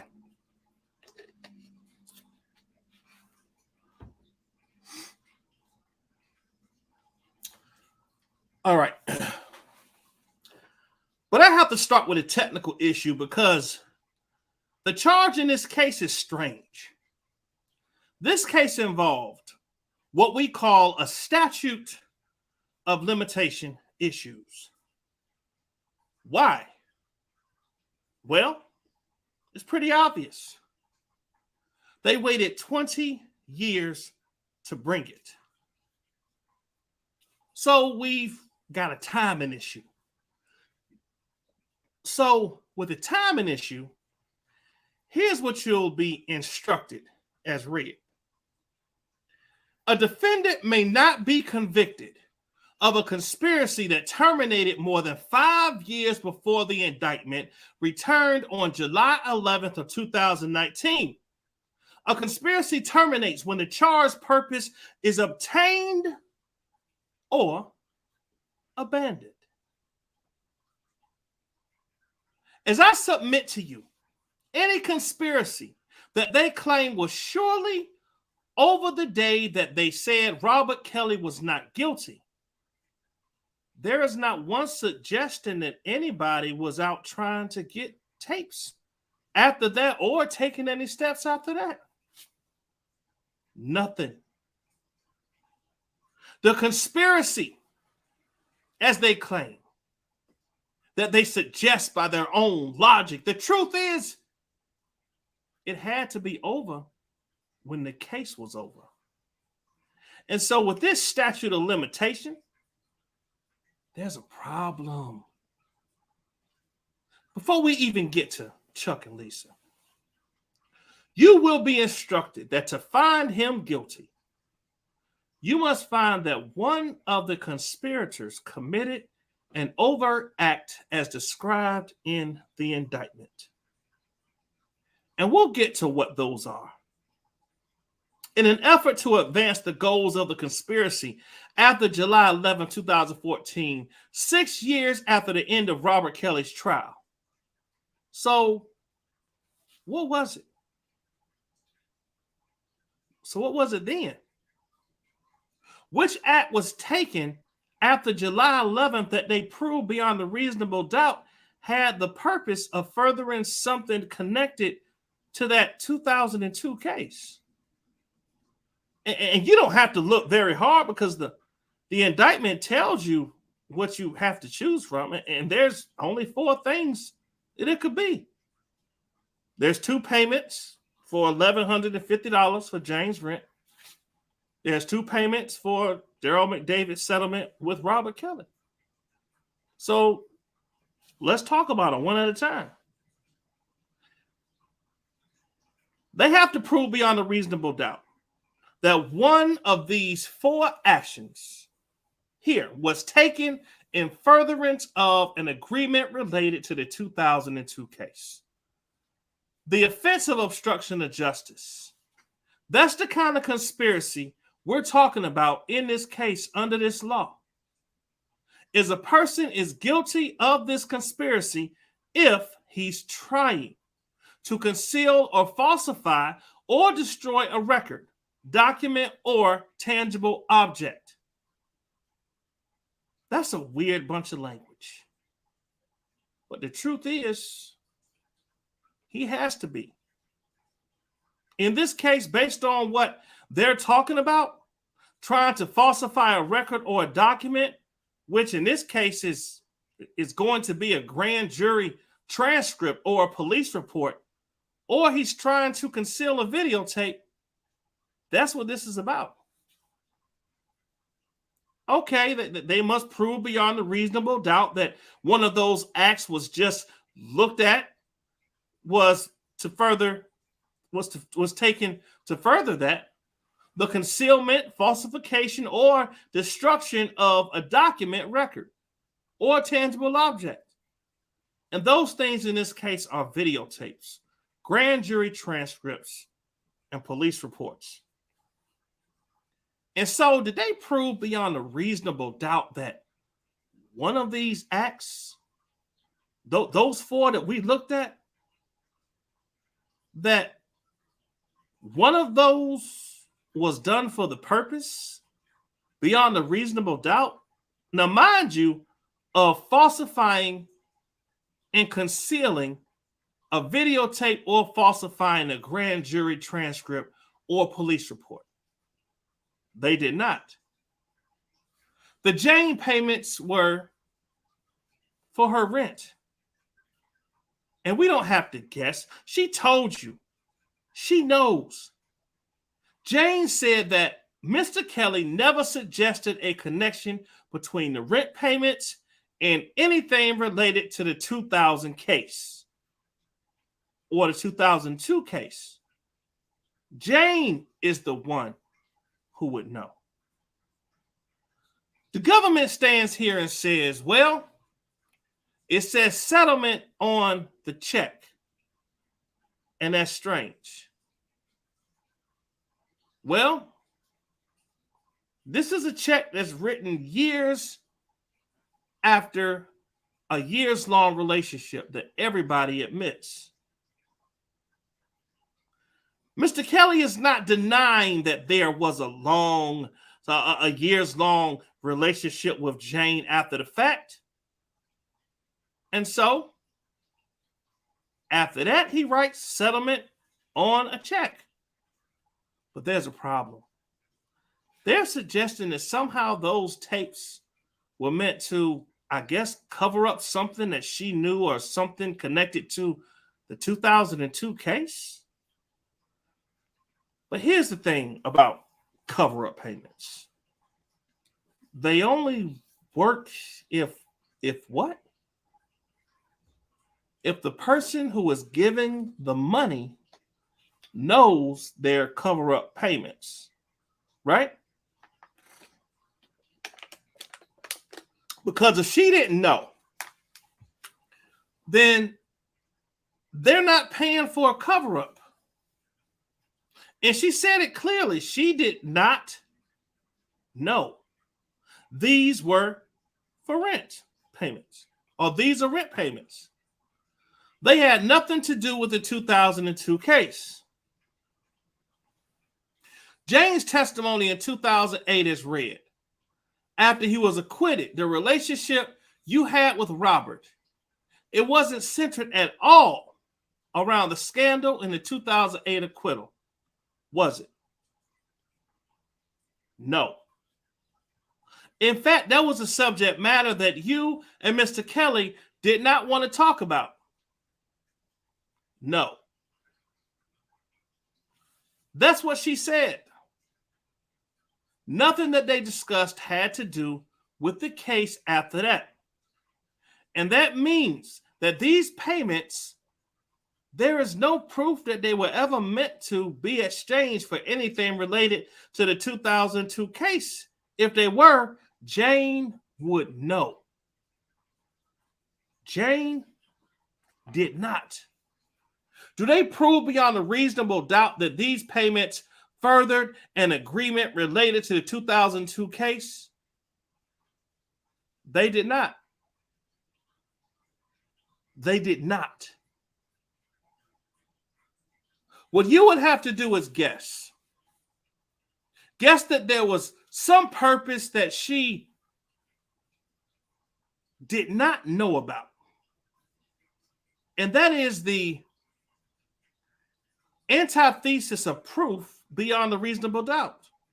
Mind you, at the time when the two payments were made, the two rent payments, Daryl had already quit. He had no knowledge of them. He had no involvement of them. He had nothing to do with them. But even so, they didn't prove that they're connected to the 2002 case. So what about his settlement agreement? There's two payments made toward that. By everyone's admission, these are the payments sent to the lawyers who did the settlement agreement. What's he paying? $361,528.20. It is an exact figure which amounts to 10% of gross revenues from touring, publishing, producing, and repayment of specified loans and credit card charges. That's how you get that very specific number. Okay? No one is suggesting that he wasn't owed that exact amount of money, because he was. The government doesn't even say that. This is calculated based on exact monies earned, exact paid and owed down to the 20 cents. And it has nothing else. It is that the totality of the agreement. How do you know? It says it. It says it.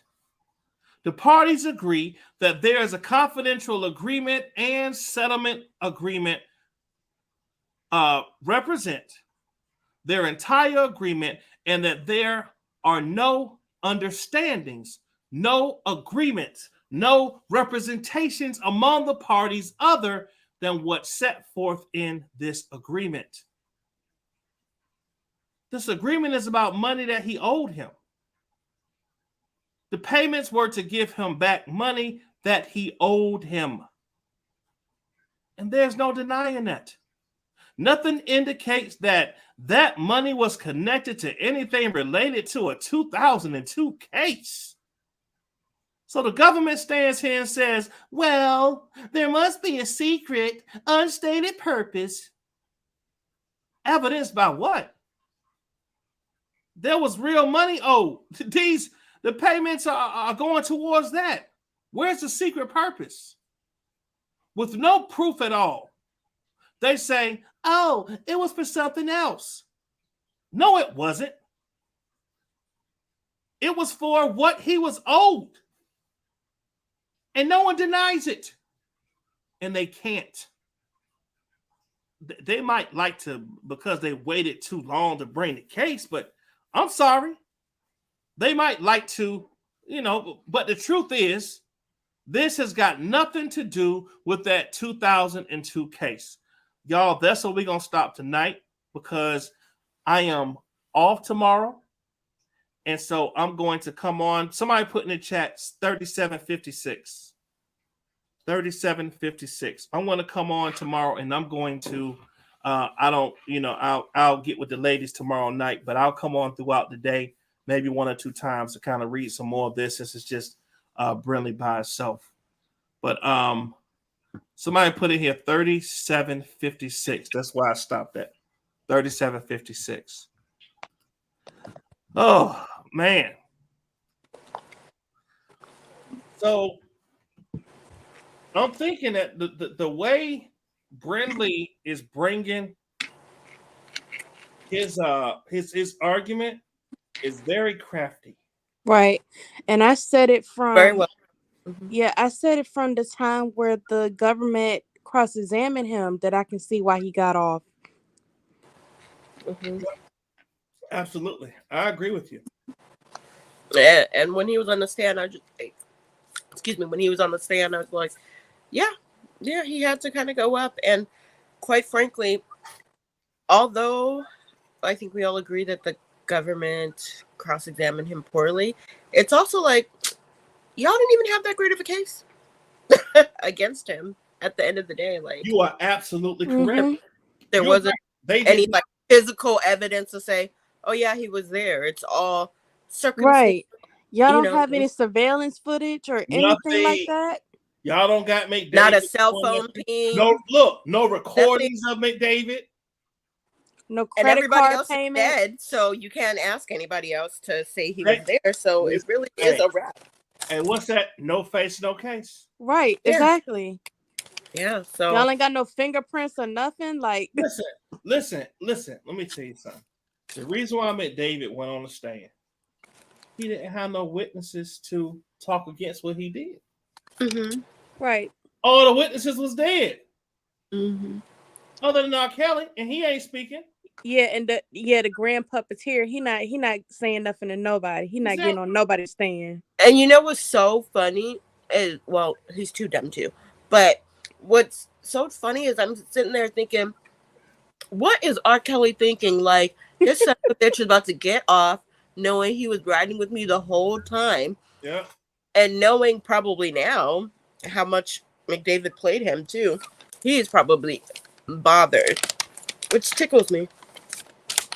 I mean, I would have loved to have been in there and saw him when he found out that he was the only one that was convicted. Oh my God. I'm surprised he didn't have an outburst. He was probably looking around like, for 30 years. What the hell is this? Oh my God. Use your common sense, guys. But here's something. I gotta play devil's advocate a little bit. Let's be honest. Bonjean actually did save 100 years off of his sentence. You know what? Yeah. I have to go back to see which ones he wasn't convicted of, because to me, so far, it just looks like the conspiracy ones. Right. I feel like he still got caught up on the worst one. He did, but it could have been like 200 years. So he only gonna probably end up getting, you know. Does it really matter at this point, because he's still never getting out? So you know what? That brings us to a different area. Okay, love, and I want y'all's opinions. So he's never going to get out from this between New York and between Chicago. So would you say that it's overkill for them to still be going for this state case and the state of Minnesota? No. Okay. I don't think so. I mean, if he did it and they can prove it, then that's that. I feel as though the state one in Chicago is more so like political theater. Like, oh, we screwed up last time, you guys. We totally, you know what I'm saying? Whatever. You know, there was moles working in our own police force and all that. So let's try to right a wrong. I agree with with you up to an extent. Because at the end of the day, they know that, like, well, he's already convicted. So even if we just show that we took him to trial, we look good, whether we win or lose. You feel me? So yeah. And you know, I really want Lanita to get her justice. They dropped the ball on her case. Lanita, the hair braider. Oh, is that the only thing? Yeah. That's interesting. So she went to the police, like how they always say, "Where's the police report?" Right. She went to the police, and they did nothing about it. Yeah, and that's why they're trying to right it wrong. So okay, so good point. So you're right. Every victim does deserve their justice. Mm-hmm. So would you say that there's got to come a point to after? I guess for political purposes and for them to feel like, do you really? Now they already got their money. Lanita and who's the other one that's in there?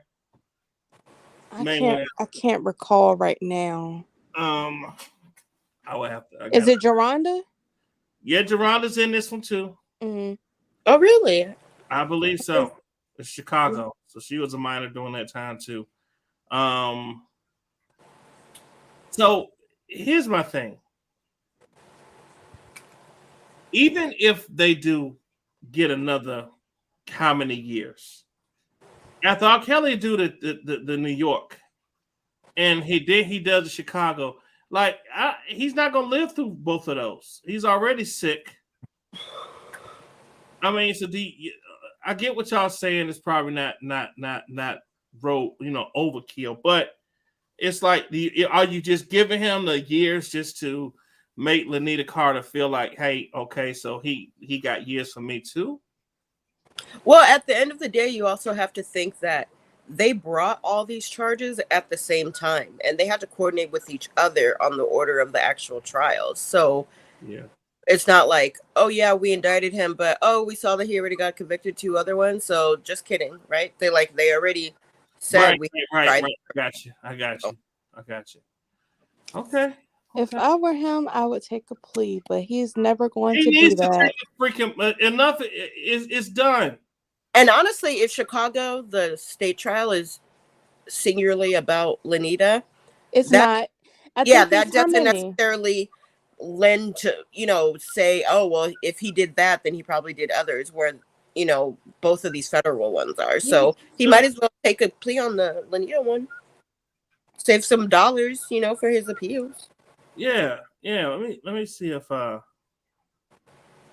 Because like Larry was saying, the federal trials, that's a done deal. He's not getting an appeal for any of those. But the state ones, he might have a chance. But I don't know. I don't But he think only so. one state one, because the Minnesota one, that one's federal too. Isn't It is? Yeah, I think Oh, so. wow. I feel like it is. I could be making it up though, girl.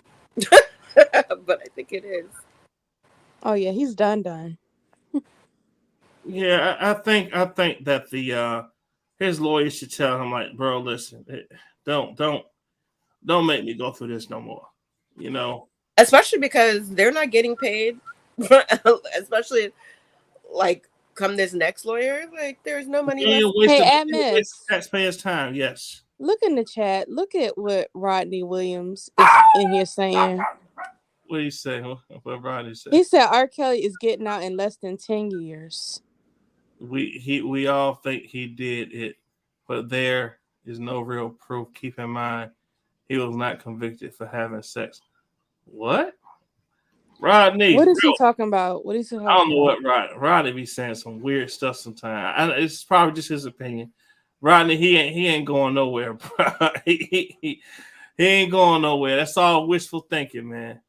Yeah, 10 times 10. 10 times 10 years. Yeah. It's stick a fork in him, bro. He done. It don't. But listen, here's the thing. Yeah, some of the victims took money, but they deserve every single freaking dime they got. Like, this man has ruined their lives. Like, they got to deal with herpes for the rest of their lives. That affects all their relationships. That affects their life. That affects their jobs. That affects their lives have been destroyed by this one person. I wonder how some of them are still eligible for restitution. Like, Lisa, how are you trying to get? Like, how do you get restitution? That's interesting. Yeah, Lisa. She's trying to get restitution? Like, she's eligible for restitution. So is Rashonda. Because the defense brought that up on cross-examination. They're like, yeah, and if you go through this trial, I do remember that. You know what I mean? Well, Rashonda deserves every single penny that she yeah, can for get. sure. But I don't know about Lisa. Yeah. Lisa Van. Man, look. Yeah. I continue to look at her sideways, but it is what it is. I still believe that she went through some things with that man. There's no way she didn't. Well, because in a grown relationship with him is still rather oppressive and abusive. You know what I'm saying? Right. So, right. She went through some shit. Regardless. No lie. There's no doubt about that. Mm-hmm. She did go through some things, but I think that even in her adult years, he still his main goal was he wouldn't have cared if he was a dog or a cat. He was going to pay you to get that tape back. Yeah, you're right. And so it's listen, at the end of the day, justice was served, if you ask me. I don't, I agree that McDavid and Brown, I was rooting for them to get off. I'm glad they did. Right. But like I said, my personal Were you really? That McDavid and Brown got off? Yeah. Yeah, I was. Tell me what. Because I listened to one thing about me. Oh, you mean as you were listening? As I was listening, yeah. Okay. Once I understood the case and once I understood what happened, I'm glad that they got off, and I'm glad they didn't get the same time that he got. Although he got on the same charge they did. I just I thought that McDavid getting on that stand, it showed that he had balls. I think this should set like a cautionary tale for any other possible enablers. Just because this happened in this case, that doesn't mean if they pick you up, you're going to get the same outcome. Yeah, and you notice June Brown couldn't have gone on the stand and performed nearly as well. So it really was. Did you hear the judge though? The judge told him, Oh, I remember. like Bridget said, they did what R. Kelly told them to do. I agree with that. They did. David did what those experienced lawyers told him to do. I agree with that. But what was I about to say? Oh. Did y'all hear what I was about to say? Something about. Don't get me lying. It's late. I was about to say, was it? Hold on. Do I need to rewind my video? I know I was about to say something. I had just said something about the enablers and how just because they got off, that doesn't mean you're going to get off. Mm-hmm. Enablers, because they got off, don't mean that you're going to get off. Said that Milton couldn't have gone on the stand and then, got. Oh, yeah. Okay, Milton. Yeah. I was going to say, did y'all notice how the judge told Miss Judge, like, what do you need to get on the stand for? You don't need to say anything. Just sit down. He was looking out, low key. He was looking out. Yeah, he was just like, lay low. Yeah, thank you, Shay. Lay You could have just low. told him, just sit there and shut up. Just sit there and look around. That's what he would have said. Shirley said Atmos, David was guilty as hell. My attorney friend that know him said he's a shyster. Listen, Shirley, I agree with you. He was guilty as hell. But in this case, with the way he was able to get up there and bring the reasonable doubt, it was just the way he did it. I just, And so for me, I'm very particular about my word choice. Yeah. So maybe it's not that you were glad, like you understand. No, I wasn't glad, but it's word choice. So it's like for me, like legally, he should have gotten off. Morally, I feel he is still guilty, and it's a travesty that the case against him wasn't stronger. Right. I'll put it this way. Okay, this is what I'm going to say. I'm glad he didn't get convicted because of the pressure of R. Kelly with the child pornography. If he would have got convicted, I would have thought that it was. What's up, Rodney? Hey. What's going on, Hi, man? Rodney. Hey, guys. Hello. Hold on. I'm not echoing, am I? No, you're good. Okay. Yeah. So no, I was happy that he. Okay, I'm doing too much on the echo. It's throwing me off. Oh, you sound good for us. Hold on. I just want to say, McDavid, at this point, he better be counting his lucky stars. And whatever he did and didn't do, that's between him and his God at this point. For sure. Yeah.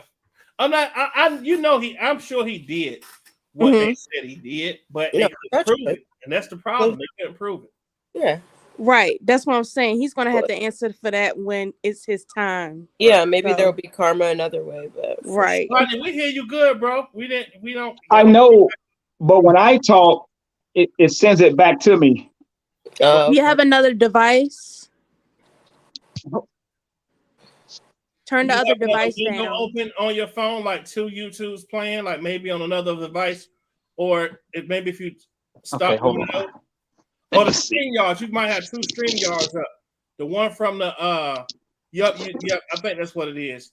So just have the one that you are talking on, and the other one you need to exit out of. Oh no. Mm-hmm.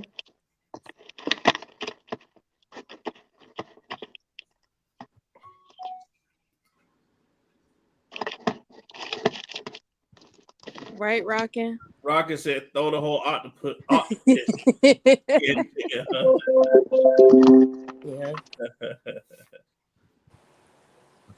Oh, look what Shay said.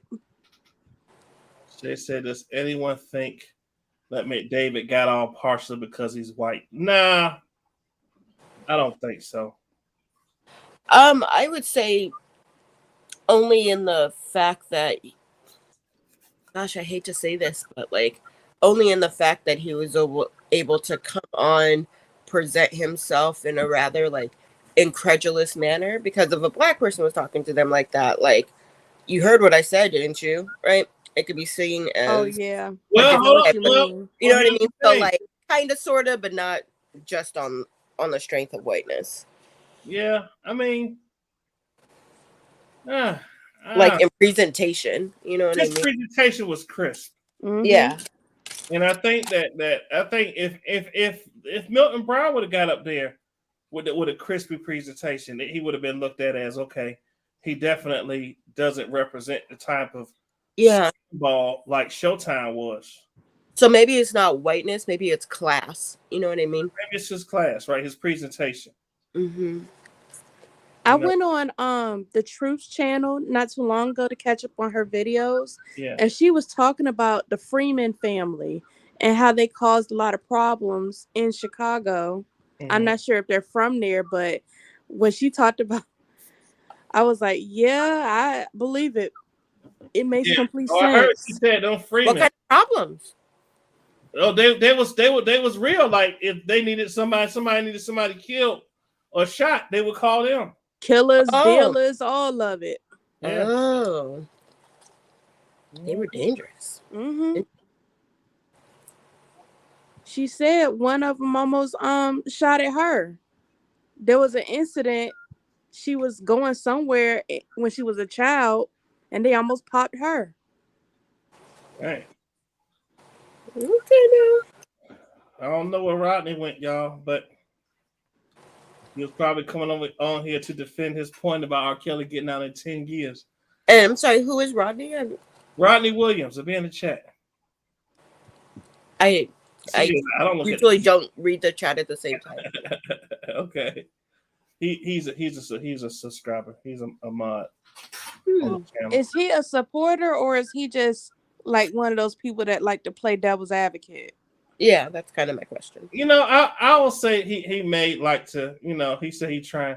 He may, you know, there's some people that have, you know, that do have conflicting points of view, that do have, you know, a different way of thinking. And, you know, I respect those folks as long as it's respectful. So he's always been respectful. You know, he does have some point of views that, you know, probably 99% of the chat disagrees with, but he's always respectful and he's very supportive of the channel. So I'll let him rock. Yeah, that's fine. I'm just concerned about the delusions that I saw. Yeah. Hey, you know, here's the thing about America. Everybody has their own opinion.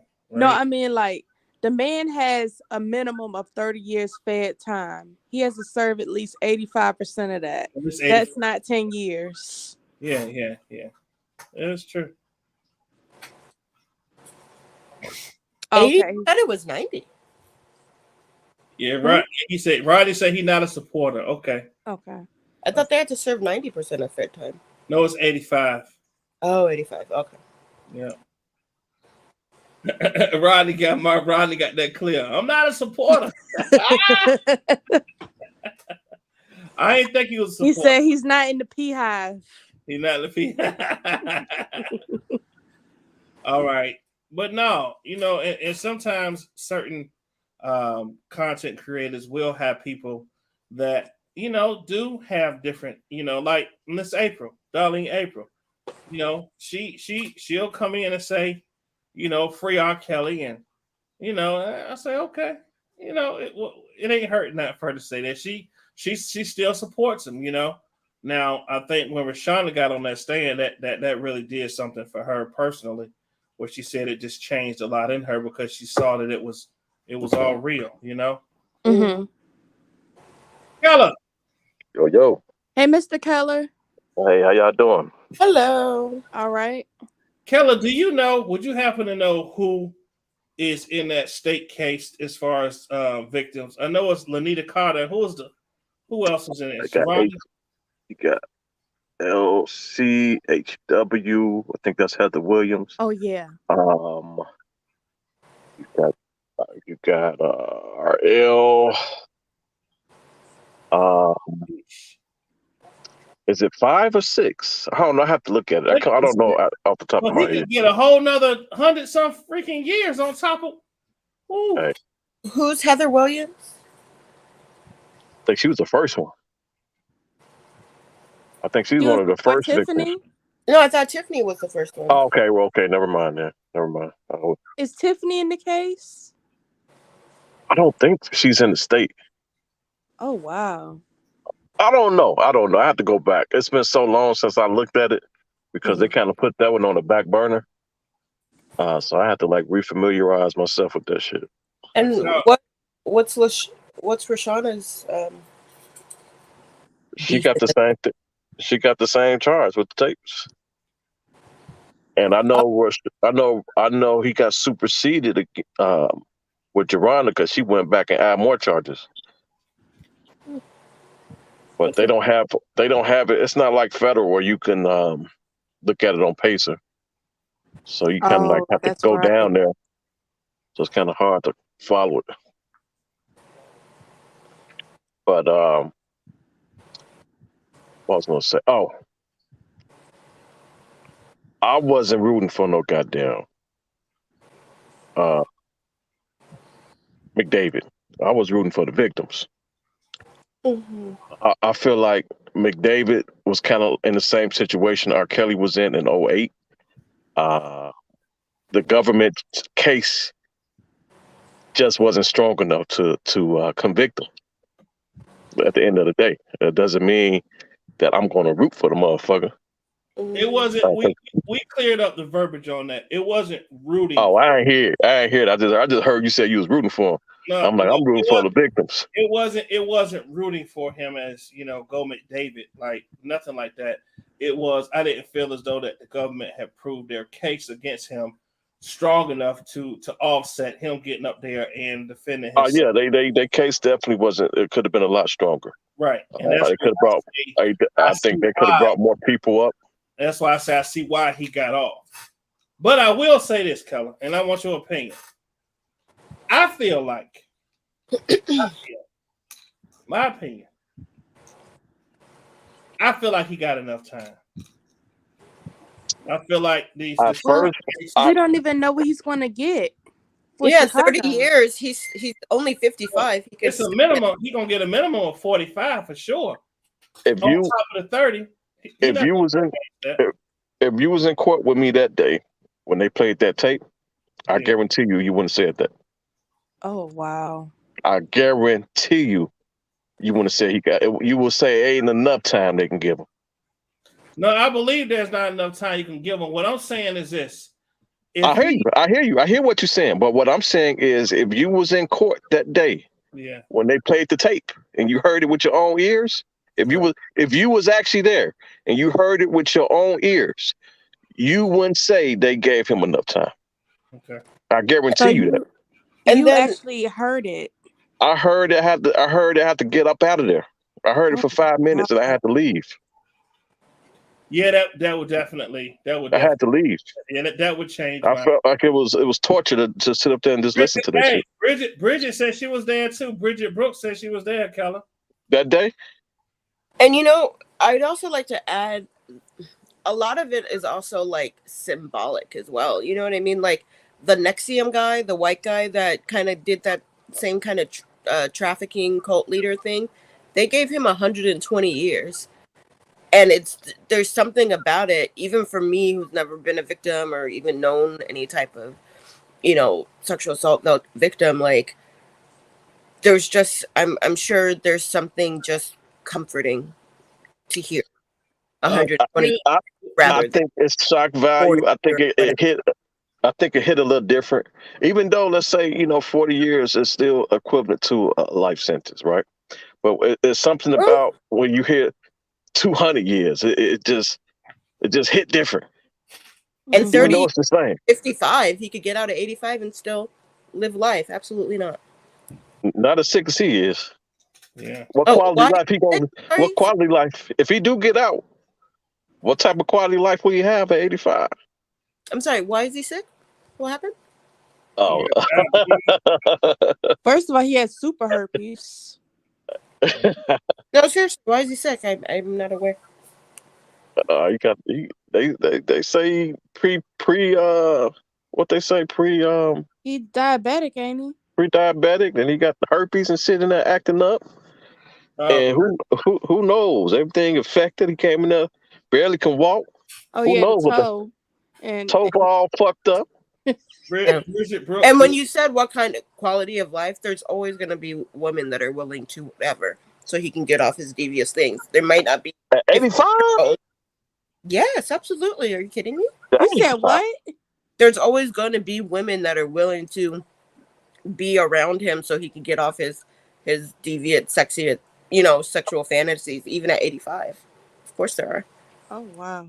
Bridget Brooks says, yes, it was a mess, but McDavid did his homework, but I still know R. Kelly was so wrong. I don't know, CJ. Somebody might be into geriatrics like that, but I don't know. And I feel there's always somewhere. Every pot has a lid, right? I feel like if he did the crime, shit, go to court. Who did the shit? Go to court. Don't just say, all right, fuck it. You know, you went to New York and Illinois. You still did this shit over here too. Well, I don't care. I think they should keep charging. I think more victims should come forward and continue to charge his ass. I want to That's hear what shock from value. you.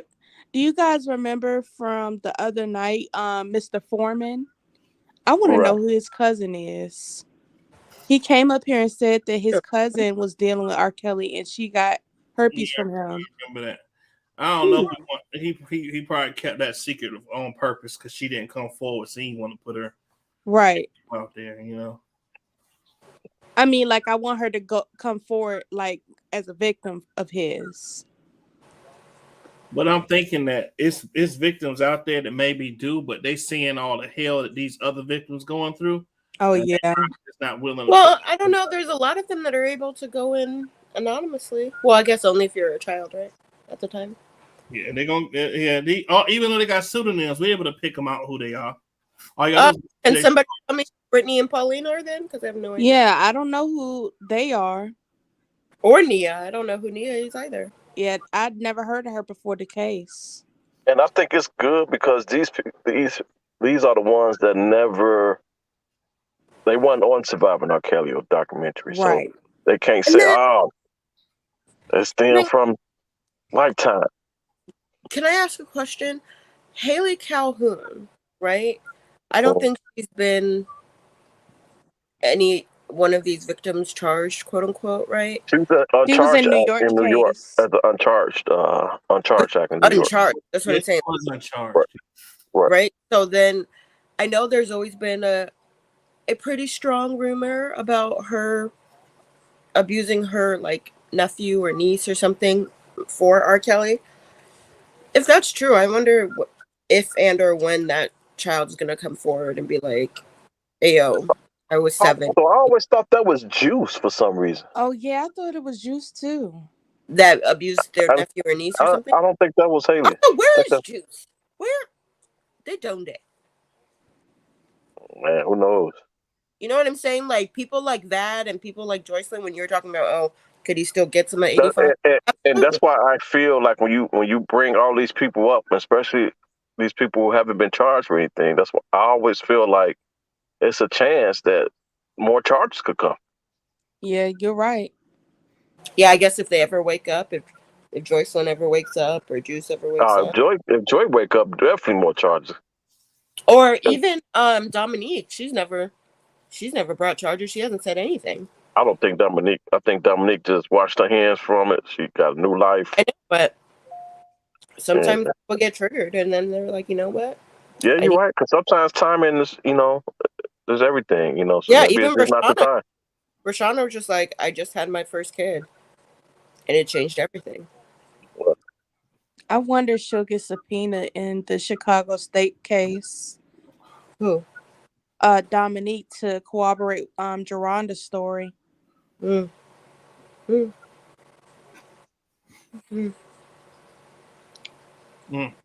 just wonder. Okay, it was V. That's what I was gonna say. I thought it was V. Okay. Okay. But aren't V and Haley like Ace Boone Coon or something? You know what? They was in the same car. Remember, it was V, Haley, and Howard in the same car on the video. Let's put it out there. Good job, Be the Light. Allegedly, it was V.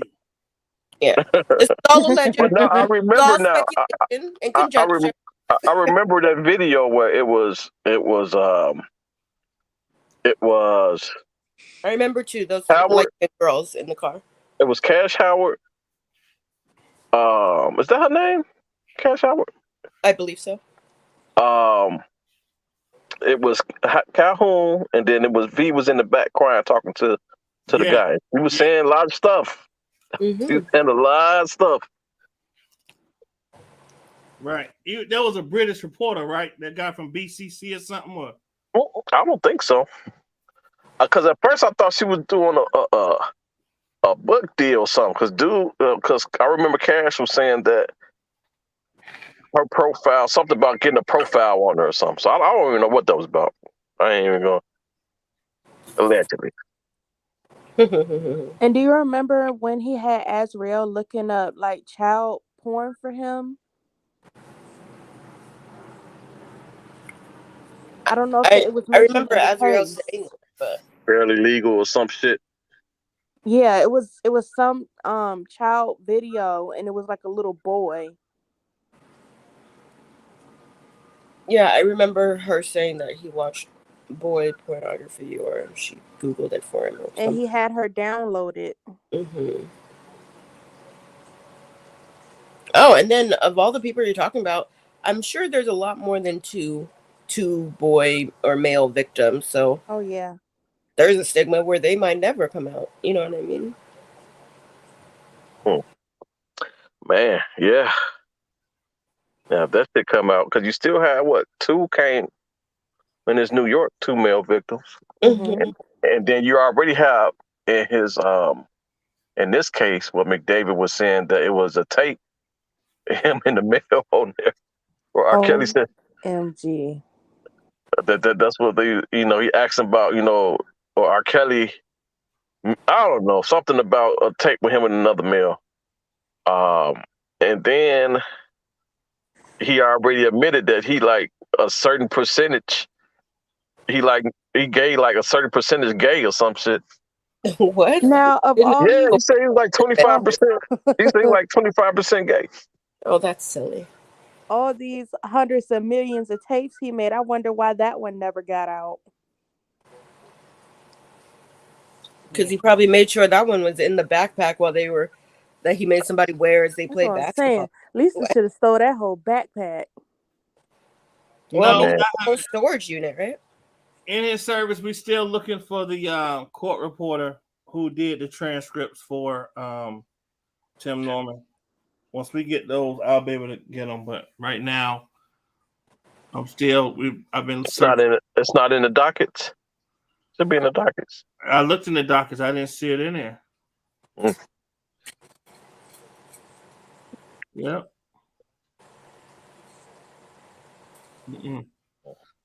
A matter of fact, let me see here. Let me do this. Let me do this right quick.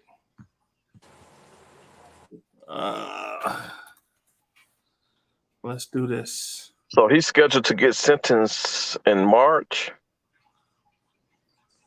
March something. I thought it was February 23rd. Oh, February. Yeah, you're right. February. That's a long ass time. It is. Hold on. Now we got to go through the same thing we went through in New York. Go through all these goddamn post-conviction motion. That's gonna be bullshit. Yeah. I'm just thinking about the victim statements too. That's going to be crazy. Oh yeah.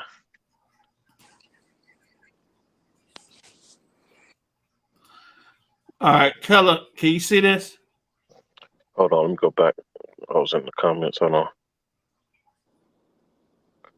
I can't see shit. I can't see that. It's Can you time. zoom in? Zoom in. Hold on, let me do it this way. That's a little better. If you go to the ending of the trial, like when he went to court, the ending of the proceeding, the court reporter is normally in there. So no, because look, right here at the end. So 9:20. Hold on. Order granted, signed by judge. Presence. Timothy hereby sentenced to 10 norm for Thursday, 19th. Motion for extension of time. The post unopposed. Tim Norman. Keely. Okay, go up to what is that? 4. Go up. Right there. What that say? Right there. Right here, 407. Up some more. I can't. Can you zoom it? Okay, right there. What that say? Right here. Yeah, right, what that say? Electronic entry says no PDF of proceedings held by a judge, jury. Jury verdict returned. Jury was polled. Sentencing set for 12/15/2022. So December 15th. That's when this sentencing is set for. Hey, no, the reporter. Look for the reporter. There should be the court report in there. Hold on. Court. There it goes. Okay, Right. I see it. Okay, cool. All right, there we go. Thanks, bro. I knew you was good for something. Something. Good for something. Hold on, let me see. Yeah, I'm gonna email her. Okay.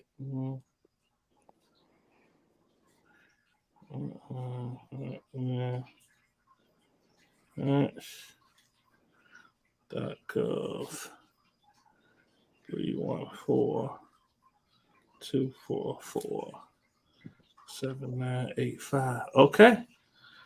Cool. I got it. And that was short, right? It was like a week and a half. Yeah. So it shouldn't be that much money. Okay, perfect. Yay. Okay, I will call them tomorrow. And let's see about this here. Okay, awesome. Thanks, bro. Appreciate it. Yep. Oh, well, y'all, if y'all don't have anything else, man, I'm gonna probably come back tomorrow throughout the day just to knock out my part since I don't, and then we'll see how we'll play it by ear. If we go live, I'll go ahead and post it. Okay. Y'all. But Yeah, y'all coming on. Make sure y'all tune in tomorrow for me and Miss April. It's gonna be epic. Man, listen. I'm coming with it. Man, listen. Hold on. Let me do this. Wow, y'all in there grooving.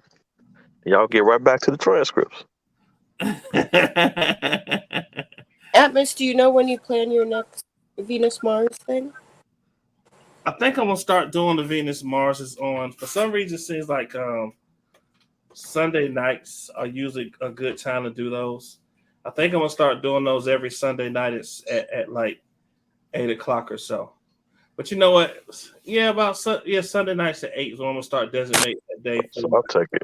You don't watch football. No, I do throughout the day, but the Sunday night games be whack, and I can do both. Oh, this is okay. Hold up. Matter of fact, who's your team, bro? I already know. Who your team? The Bears. The who? Who is your team? You already know who my team is. The Commandos. The Commanders. What you talking about, man? Is it the Falcons since you're from Georgia? No, that's crazy. I'm not from Georgia. He's not from Washington. Where are you from? No. I lived in Virginia for 17 years. I'm from Washington. He ain't from Washington, but this dude. He's not from Washington, but his team is Washington Commandos. It's my number one team. And then I moved to Ohio, so I got to represent the Browns. Oh, well, that's. And who roots for the Bears anyway? Really? Man. Fighting words around here, man. Bridget Brooks talking some Bears. Really? Okay, see, in this service said, yeah, the Bears ain't shit. I agree. Oh, shit. So y'all gonna have me in here gang bang. I'm trying to be a Christian. Mm-hmm. Well, let me know when you guys want to talk about basketball. Stop. Rewind. What you talk, CJ? What you know about? Oh, you from LA, so you think the Lakers gonna do something this year, right? Oh, excuse me. I am not a Laker fan, friend. What? I am not a Laker fan. Who your team? I'm a Laker fan. Who? Warriors. Oh, you jumped on the bandwagon? No. You jumped on the bandwagon? No. How long you been a Warriors team? How long you been a Warriors fan? In my defense, I've only been into basketball for maybe 10 years. I started liking the Pistons, like Rasheed Wallace. Okay. Okay, when did you start liking the Warriors? When they won their first championship. That's what I figured. I don't deny it, but I also found out that I just like movement basketball because before the Warriors, I only liked a player. I liked Dwayne Wade, and that was it. You're not a true fan unless you was with them before they start winning. Hold up. I didn't even like basketball then, though. So that's You said 10 years. You said 10 years. Yeah. They weren't winning 10 years ago. Casually, I only liked a player. Hold up, bro. The Warriors. Dwayne Wade. They was doing when they had Latrell Sprewell and they had Baron Davis. They was doing pretty good, bro. Hey y'all. I'm gonna drop. Good night, everybody. No. All right. Hold up. What is Pettyville Thompson? Who roots for Also, but before that, I do have a football background. I'm a 49er fan, so just so you're aware. Yeah, Bears just whooped them week 1. So you know that bandwagoning isn't in my spirit if I loudly say I'm still a 49er fan. And the Bears defeated them week 1. All right, it's week 1, Frank. Come down. Now, you kicked it off. Now hold up. Now, in your defense, CJ, I know you're not a 49er fan anymore, but the only reason why the Bears I didn't say that. I haven't watched football in a minute. Okay. The only reason why the Bears beat the 49ers in week 1 is because the 49ers had a rookie quarterback playing who had no experience, who just got bounced out by getting hurt last week. So that don't count. No, that wasn't week 1. Yeah, they had a rookie. Oh no, I'm saying, but he sucked. Trey Lance sucked. So no, they didn't have a rookie in week 1. Yeah, they didn't have Garoppolo in. It was him. It was okay. He's not a rookie. He's a second year player or something like that. And he only played like one or 2 games. Still a rookie, bro. Oh, yeah. W's and L's. That's one thing. CJ, at the end of the day, it's W's and L's. He can't touch me in sports. In that case, we got a rookie quarterback. If you want to put it like that. Who? The Bears. And if you want to put it like that, then we got a rookie quarterback too. No, you know. Second year. What's his second year? Yeah. Okay. you gonna make me develop a sports show, man? Just so I can. You need to. Just to have you come on the panel. What's up? Didn't Larry say he was gonna do that? Larry, go ahead and somebody need to do it. Man. You know what? I'm gonna do it, man. I'm gonna do it. Hold up. Pettyville said, I support the Browns by default, or it's the couch for me. Rodney said the Rams still my team, even if they left St. Louis. Okay. I can dig the Rams. See? But I tell you what, the one team, although I moved from Cleveland, the one team that I am. That's right, Shirley. That's right. What's Shirley? You preaching. Shirley said, I must represent the Bears. Really miss the Bears. Really miss Shirley. Bear down. No. No. Miss Shirley is getting the Chicago Bears mixed up with the Chicago Cubs. The Cubs. That's a baseball team, Miss Shirley. We ain't talking about that. We talking about the Chicago Bears. Team ain't won nothing since Mike Singletary, I think. Anyway. That was shit. Right along. Shot fired. Yeah, I'm just saying, Kelly. When last time y'all won a Super Bowl, Kelly? Go ahead, keep thinking about it. It's okay. So last time we won one though. Was Devin Hester, right? Like around those days? Yeah, we won one. When the last time Browns won one? Never. Not my main team. Hold up. You from Cleveland? The Browns won. I'm not from Cleveland, bro. I'm from. You from Ohio? You from Ohio? I'm from Virginia. You from Ohio, bro? You was in Virginia for 2 days, and you want to say you passed through Virginia and stayed at the motel? Man. Now you from there. Please. Hey, even if you're from Virginia, you're not from Washington. Hey, you heard, bro. I lived in bro. My dad I grew up on the Redskins, bro. What you talking about? Listen, what's her name? It's not the Redskins, it's the Commanders. Man, that's old. Yeah. But I love how you're saying commandors like right, that doesn't sound right. Listen, Commanders. They're not called commanders, bro. Commanders. Yeah, I hear you. You know, we're gonna have to do. We're gonna do a sports show, bro. That's what we're gonna do. I'm gonna put together a sports show. I think that'll be a great addition to this channel. I might add it as a part of the morning show. Hey, I'll give you another 6 months. You're gonna have about 15 different shows. I'll tell you what, man. But listen, y'all. Oh, Wifey said we play the Commanders next week. Who is we? Wifey? Commanders. Wifey, who is we? Who is y'all? What's your team? Let me see what Wifey about to say. And then to go from one. I think the Bears played them like week 4 or something. Oh, that's an L. You already know that's an L. Man, y'all lost against Detroit, man. Oh, the Eagles? Please. Y'all lost against Detroit. I can't say nothing of that. Detroit got a decent Detroit ain't won no 10. How many games they won last season? Hey, in his service, God said the Bears ain't commanding nothing. They're gonna get command the ass whoop come week 4. We'll see, man. We'll see. You talk a good game. We got money on that game, right? Yeah, we got money on that game. We got money on that game. I sent you my Cash App already. You ain't even gotta wait. Just go ahead and send it. Just go on, send it to me now. Mm-hmm.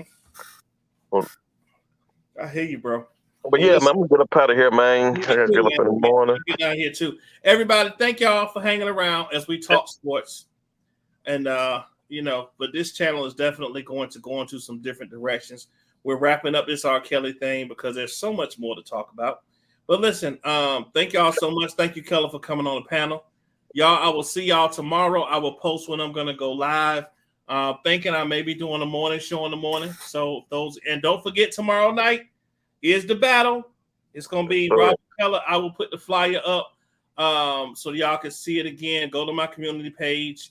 Be here tomorrow night to support Keller and Miss Darlene April. It's gonna be off the chain. April Showers versus Keller tomorrow night. Playoffs. It's gonna be the playoffs. All right. I'll see y'all later. Peace out, y'all.